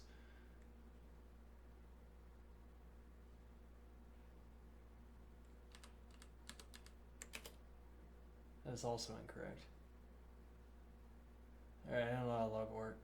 I don't know how logs work. Oh wait, hold on. I'm inputting the incorrect value. This should be log base 6 of 103. There we go.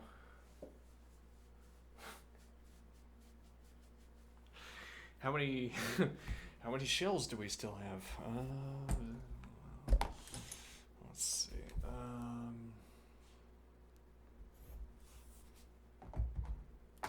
Not the only relevant question at the moment. No, but one problem at a time. Alright, let's see. So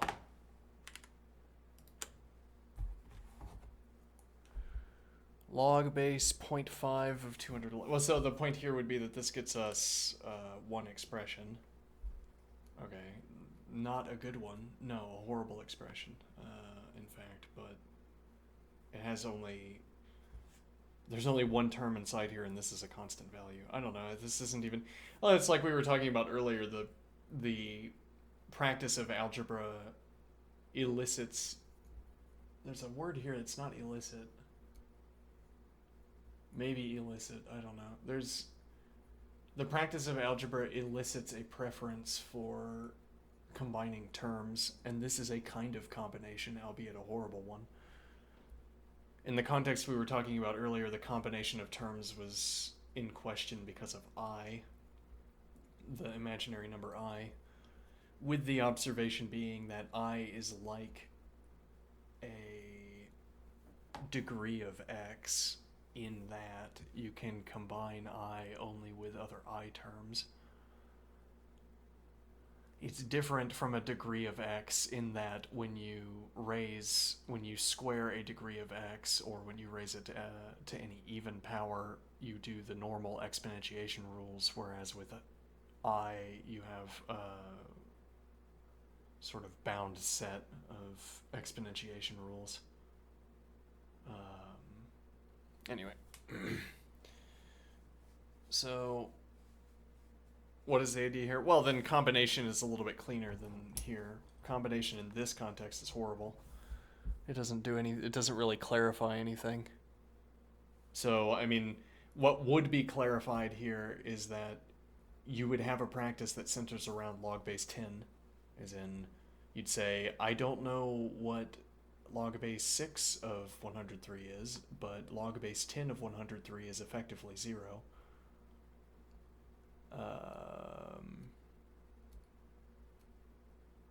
Though that's not a good observation either, because that's not really, rather than not effectively 0, effectively 2. It's close to 2. Okay, and then this is a value that's less than 1. But more to the point, again, I would have a fragment of the log base 10 table in my head, because that's where I did all of my logarithms. So restating in terms of log base 10 doesn't get us any closer to an exact real value, because I don't know what any of the decimal places are going to be. But if I can guess, as with this case, this is close to 2, or if I have a case like, well, yeah, if I have a case where I know that this is close to something that's in the table, or close to an integer value, a special value of the integers, or if I have here, I would have to know the table value, but I might just know the table value of log base 10 of 6. I might have encountered it before, since we have a proclivity for reducing to integers. Then integers are floating around to become incorporated into log base 10 of X, log base 10 of C. Okay, now I can get my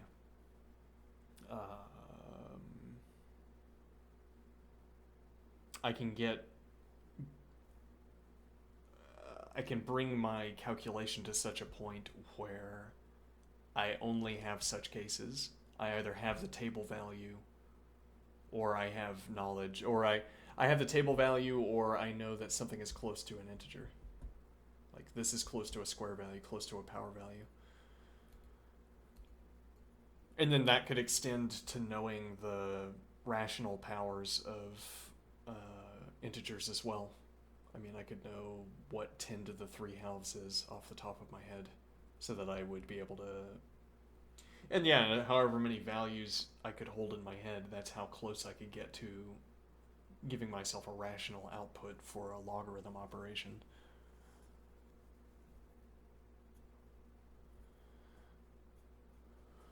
Okay, let's see. Oh, what am I, camera am I on? Yeah, okay, so now 295 log base 0.5 of 211. Interesting.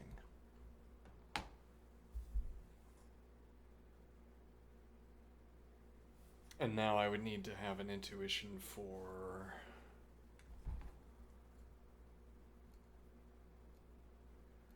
let me see here. Well, this is equal to log base 2 to the negative 1 of 211. if that helps. Okay. And now, let me think here.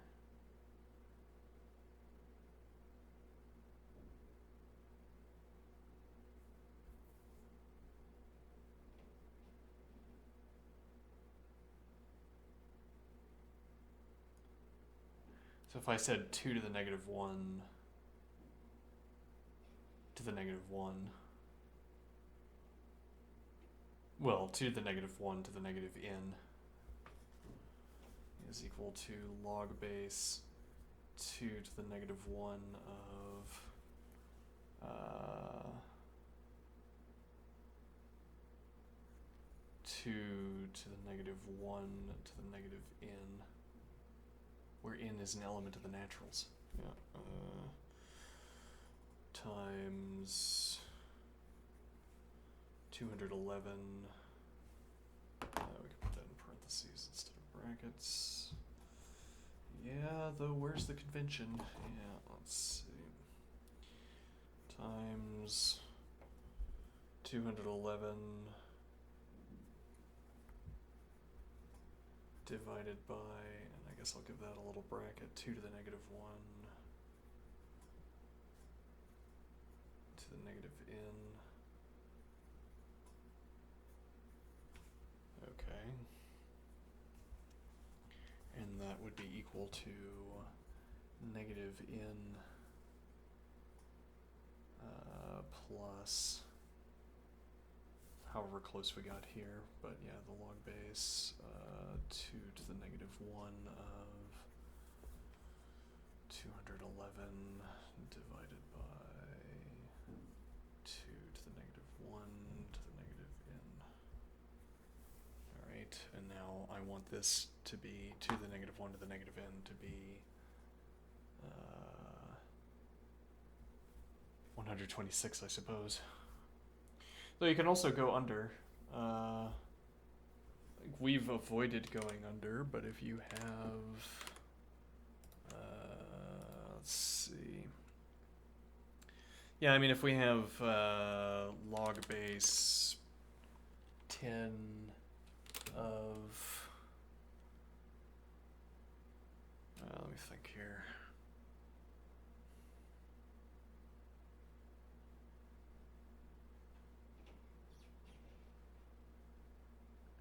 What do we mean by going under? Well, so we might want to say that this is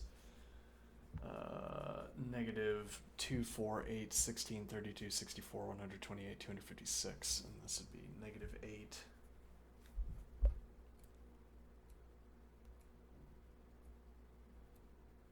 Okay, plus log base 2 to the negative 1 of 211 divided by 256. What would that be? I don't know.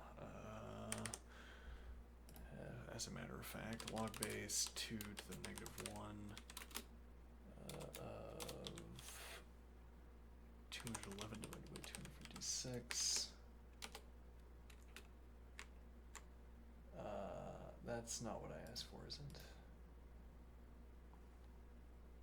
No. In fact, I asked for, unless I made a typo here, log base 2 to the negative 1, comma, of 211 divided by 256. It might have been the bracket that threw that off. There we go.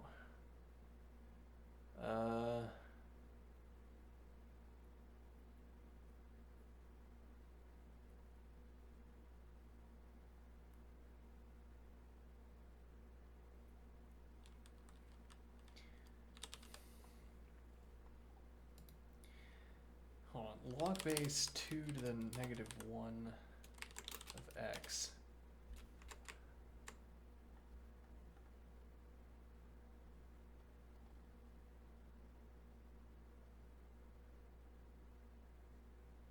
Uh-huh.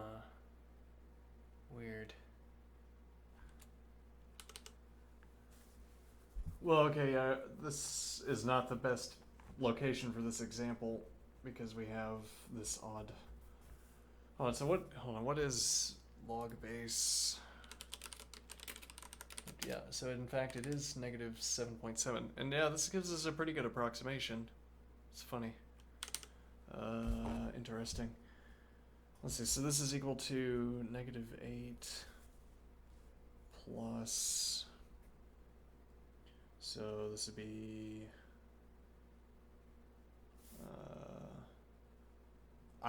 We could normalize this around log base 10, for instance, and this would be log base 10 of 211 divided by 256, which would now be slightly less than 1. Well, not slightly. I don't know how much less than 1, but some amount less than 1. And then we would have log base 10 of 1/2, which would also be less than 1. Yes.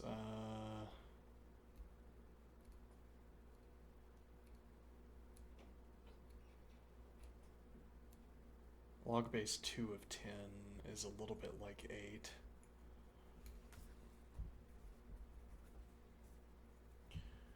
Plus log base 10 of 211, 236 divided by.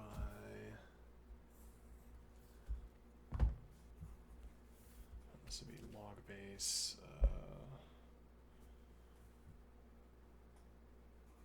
Log base 2 of 1/2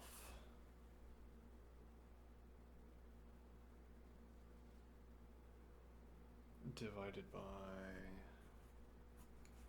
log base 2 of 10.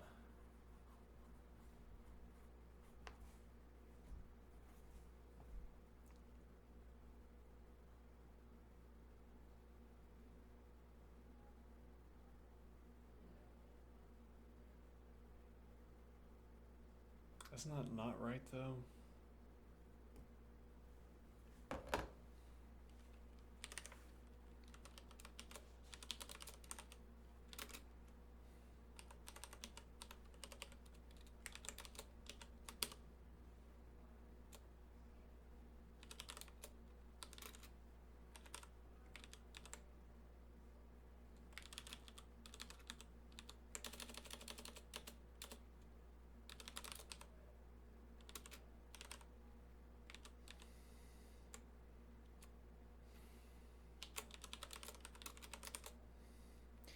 Yeah, no, that's not right. Why is that not right?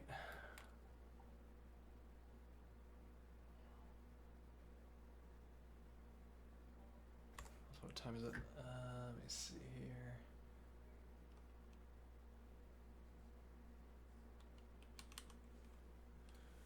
Let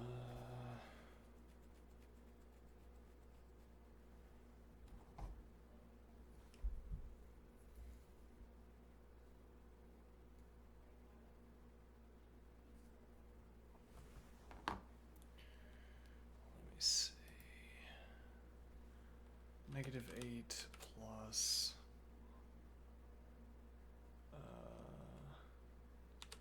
log base 0.5, 211 divided by 256. That was correct. -8 plus log base 10 of 211 divided by 256 divided by log base 10 of 0.5. That is also correct. Okay, -8 plus log base 10 of 211 divided by 256. Nope. Divided by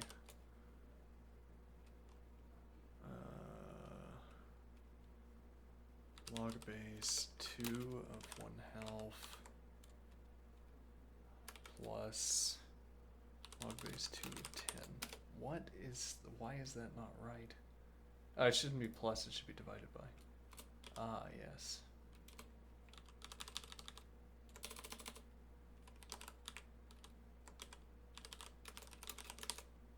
There we go. That's correct. And now if I wanted to insist this was meaningful, I would say -8 plus log base 10 of 211 divided by 256, and then divided by log base 2 of 1/2 would be -1. Yeah, so actually I don't know why this is correct, is a critical point here, because this -1 is infectious. It's going to turn the entire term negative. Whereas log base 10 of log base 2 of 0.5 is -1. Log base 2 of 10 is positive. Log base 10 of 211 divided by 256 is negative. Oh. Right, well it would have to be, right, because log base anything of 1 is positive. Okay. I believe it, sure. Let's see, now we're gonna... Let's see, -1 divided by log base 2 of 10. Which, if you think about it, is like 3. It's a little bit more than 3. Which is equal to -8 plus log base 10. Well, this would be divided by 1/3, -1/3, so plus -3 times log base 10 of 211 divided by 256. 256.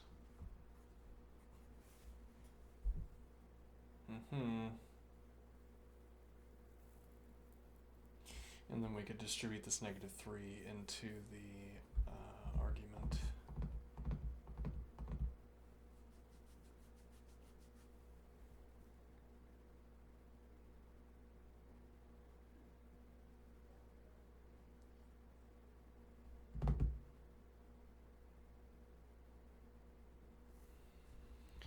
What does that give us? -8 minus 3 times log base 10 of 211 divided by 256. It's a pretty good approximation, though we would have to know... We're 0.02 off. We'd have to know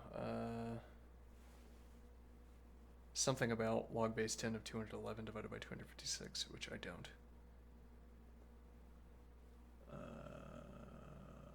Intriguing, yeah. Let's see. Okay.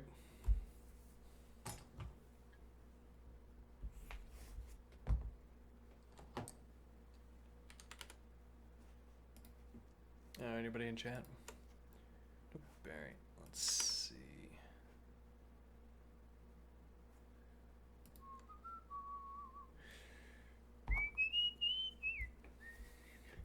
$256. Log base 2 of pi. Now, why are all of these turning into gibberish? Well, why would you ask for the log base 2 of pi, I wonder? What would your motivation be? In what kind of circumstance?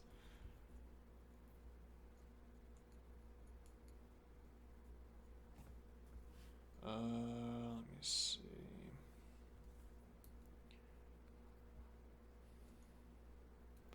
Well, this is equal to log base 10 of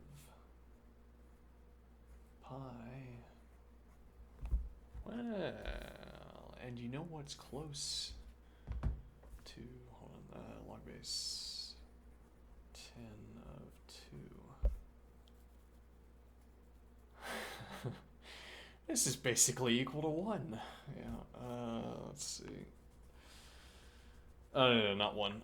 So log base 10 of pi would be approximately equal to 1/3, because we would have,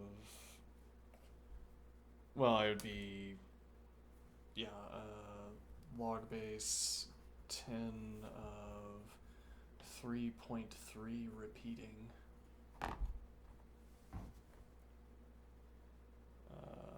That would be known as 10 thirds, yeah, okay, 10 thirds times pi divided by 10 thirds divided by log base 10 of 2, which if you think about it is also like, let me think.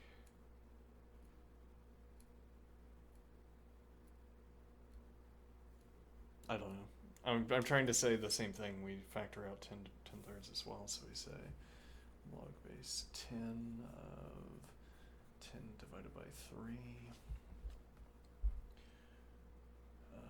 times 2 divided by 10 divided by 3. Okay. Now this is equal to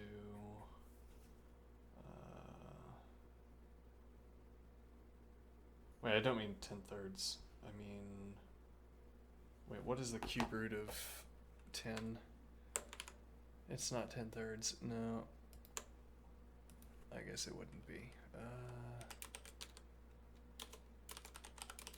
2.15. Oh, that's pretty off. Huh. 2.15, really. 2.15. Oh, yeah, that makes sense, actually. Yeah.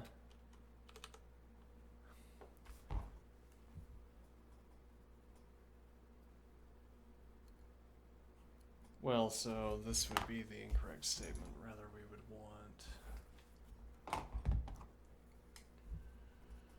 log base 10 of 10 to the 1/3 times pi divided by 10 to the 1/3, but it turns out that that is not close to pi, so this would not be a good routing. Is equal to log base 10 of let me see. Now actually this would be good because we'd be dividing by 2.15. 10 to the 1/3 times 2 divided by 10 to the 1/3, but we would have to know that that's the correct value, right? Is equal to 1/3 plus log base 10 of dot dot dot divided by 1/3 plus log base 10 of, well, effectively 1 here, yeah, 1, which would give me 0, so this would be 1/3, and then we would get 1 plus log base 10 of this, of 3 times this. Wait a minute, did that actually do something neat? Let me see here. Well, if we say that if we say that 2 equals root 3, which is close, it's not completely wrong, then we would end up saying that, let me actually get this back. So pi divided by 10 to the 1/3. Okay, and then we say this is equal to 3 times 1 divided by 3 plus 5, which is equal to 1 plus pi cubed divided by 10. Rather, log base 10 of pi cubed divided by 10. Huh.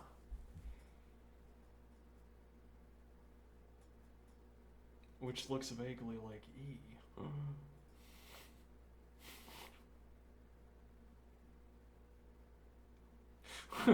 Wait a minute, wouldn't this turn into, now we can factor out a 1/10, which is 10 to the -1 times this.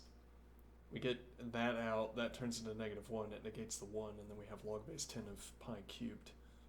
which is also meaningless gibberish, but it's funny that it wrapped around like that. If it did, let's see, log base 2 of pi,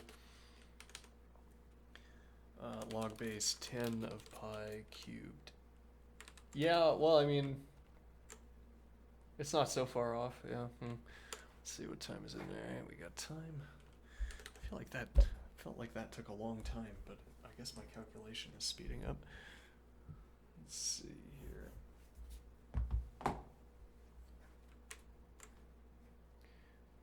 Let's see.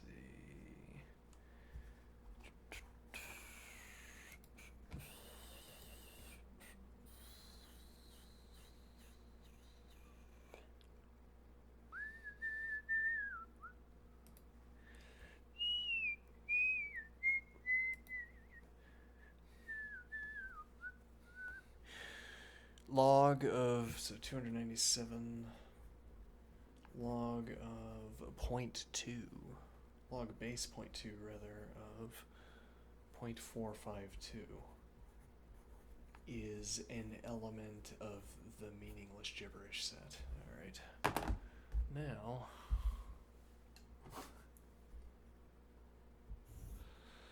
alright.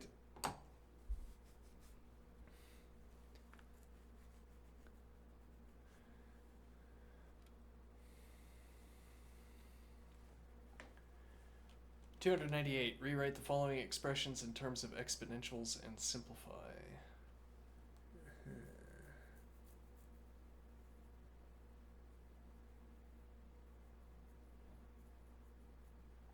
This is becoming a little bit onerous. But I just can't get enough of that set theory. Just can't get enough of those just interminable ponderings of whether something is an element of another thing. Yeah, I don't need numbers. I need boxes. Okay, let's see.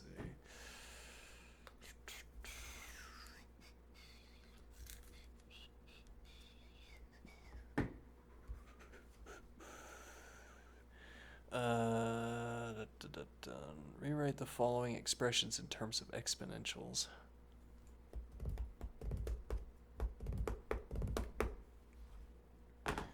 Gosh, I don't even know what this is about, which is, I think, also the most informative, one of the most informative sort of side lessons of this chapter has been, I still have no idea what Kosh is about. Don't know what it's used for.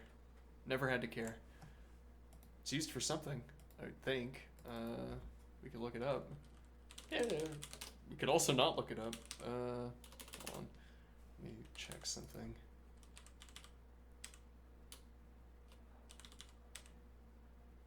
Yeah. Let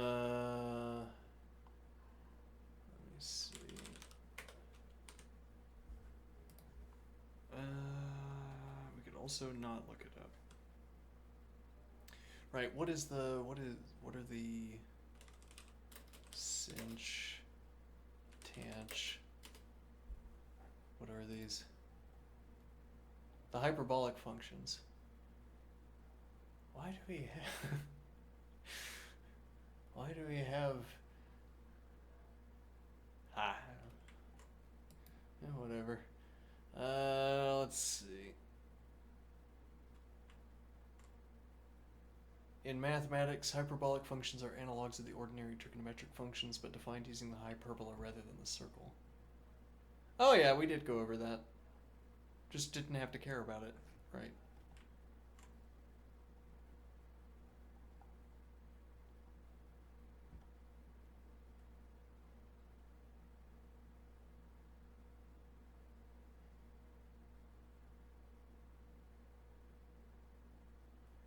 Alright, well here we also have the convenient list of the equalities.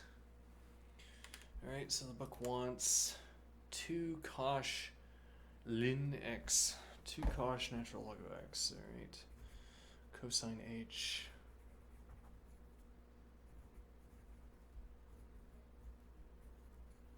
Is equal to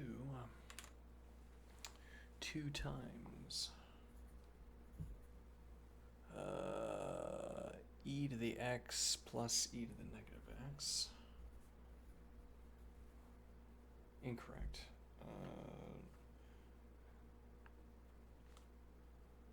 Yes, right. This would be, so this is the x value in question.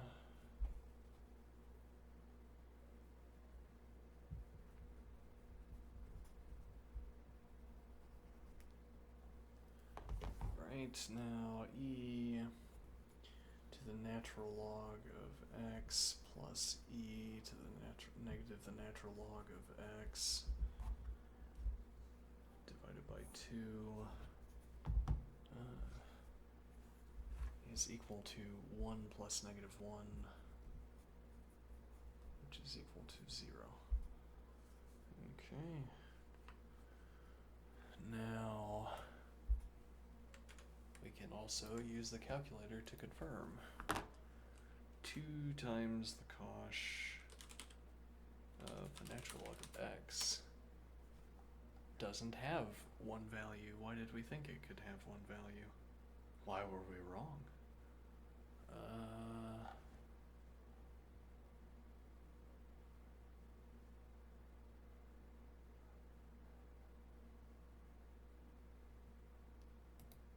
Wait, hold on. This could have something to do with having an h variable. Let's delete that. I said, let's delete that. Okay, there we go. Now, no, it's not that, huh?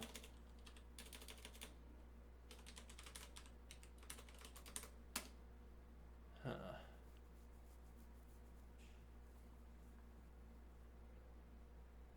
What are we doing wrong here? Oh no, this produces, well, it would produce x and negative x, wouldn't it?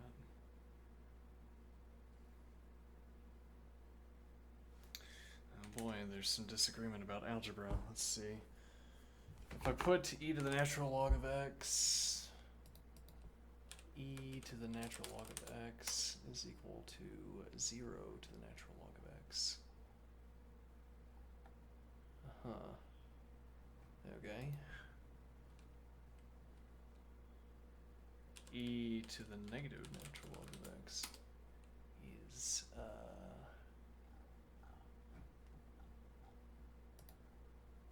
what? Let me see here. What are we doing wrong?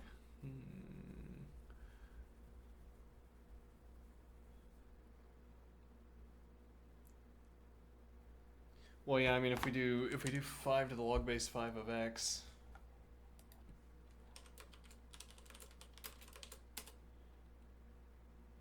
Wait, why don't we get the same thing for e to the natural log of... Wait a minute, is this... Yeah, okay, that's sensible. It actually is, so I'm not gonna complain. Let's see. So e to the natural log of x is equal to x as anticipated. Alright. As anticipated, but trust but verify. Let's see. So we're gonna have 2. So we're gonna have e to the natural log of x, which is equal to x. So 2 times x minus x divided by 2.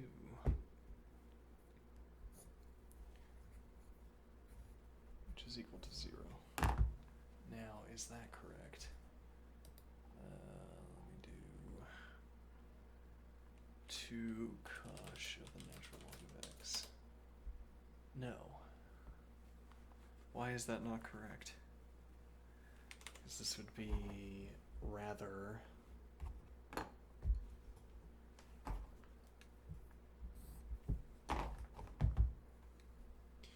Two times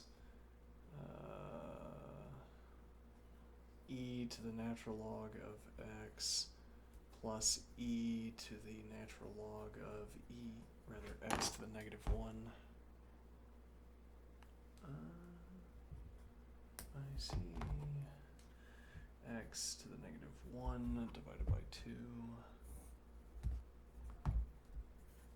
which is equal to x plus 1 divided by x, which is equal to x squared plus 1 divided by x. Let's see.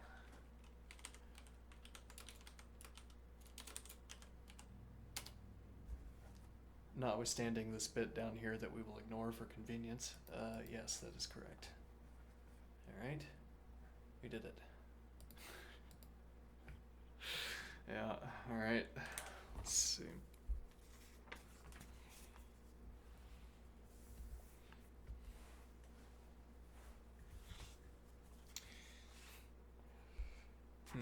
How many incorrect inventory orders did we place?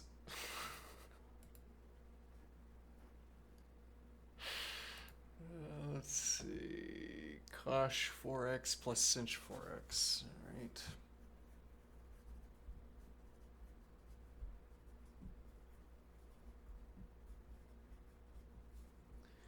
Is equal to e to the x, e to the 4x, rather.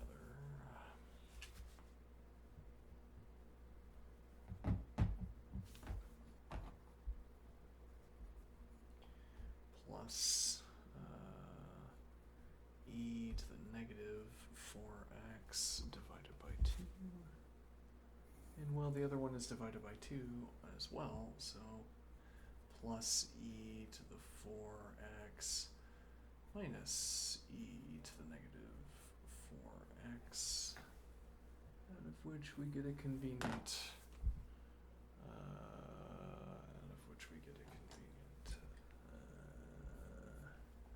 cancellation. Okay, and then this is just equal to e to the 4x, isn't it?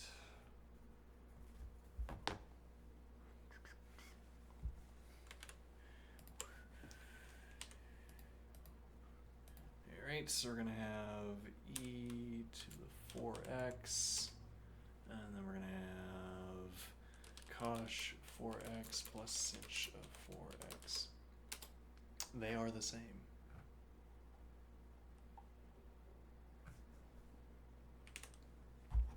Okay.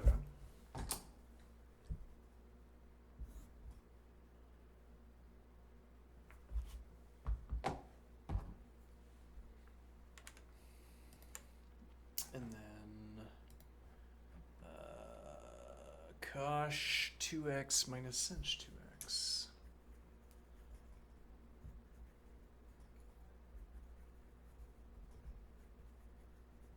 Here we could say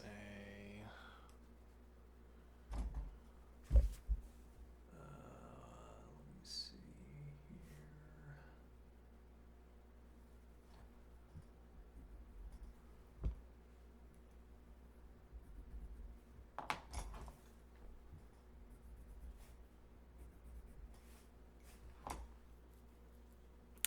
I suppose this.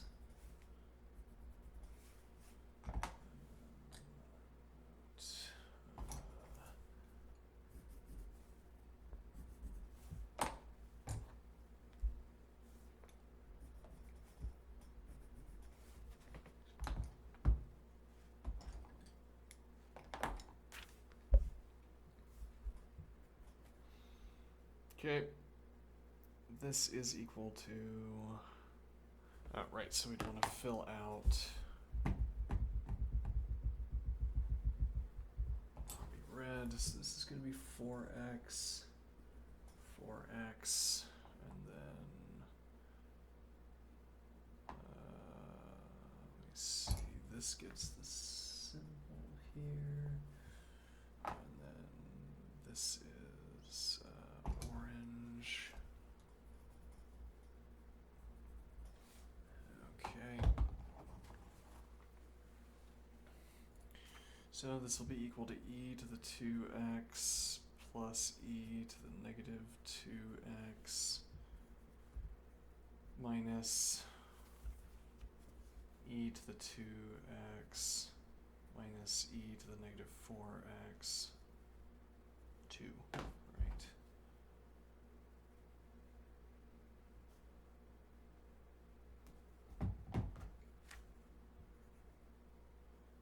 Okay, divided by 2, which cancels, and then we add these together, and we get e to the negative 2x. Okay.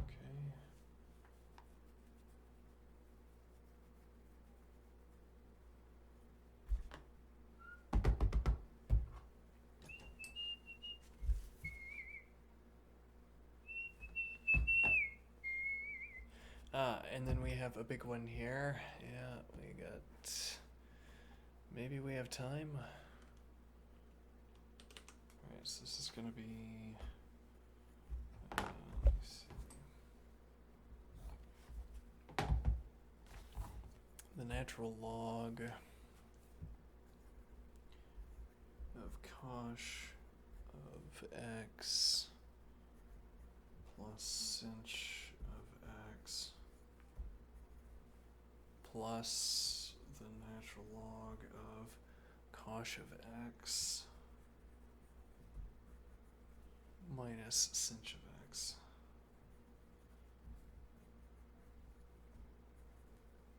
Okay. Now, this is going to be poppy red. Oh, wait, hold on.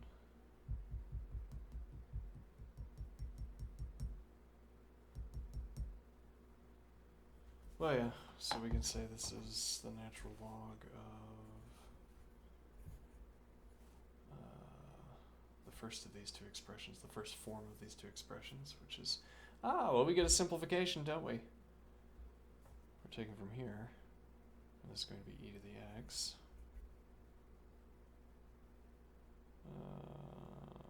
That's it. Yep.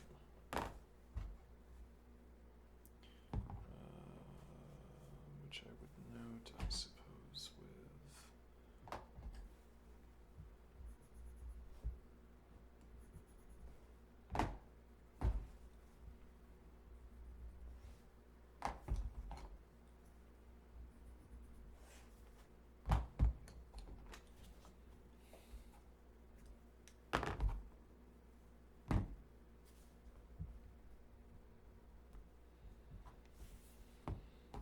natural log of e to the x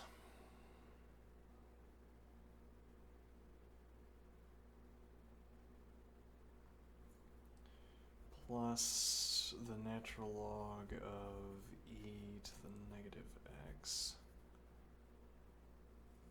okay, which is equal to x minus x, which is equal to 0. Interesting. Is it correct? Natural log of cosh h of x plus sinh of x plus the natural log of cosh of x minus sinh of x. Maybe? But my computer's crashing. Okay, well, have a good one. See you next time. Try to close this graphing software without crashing my computer. Have a good day.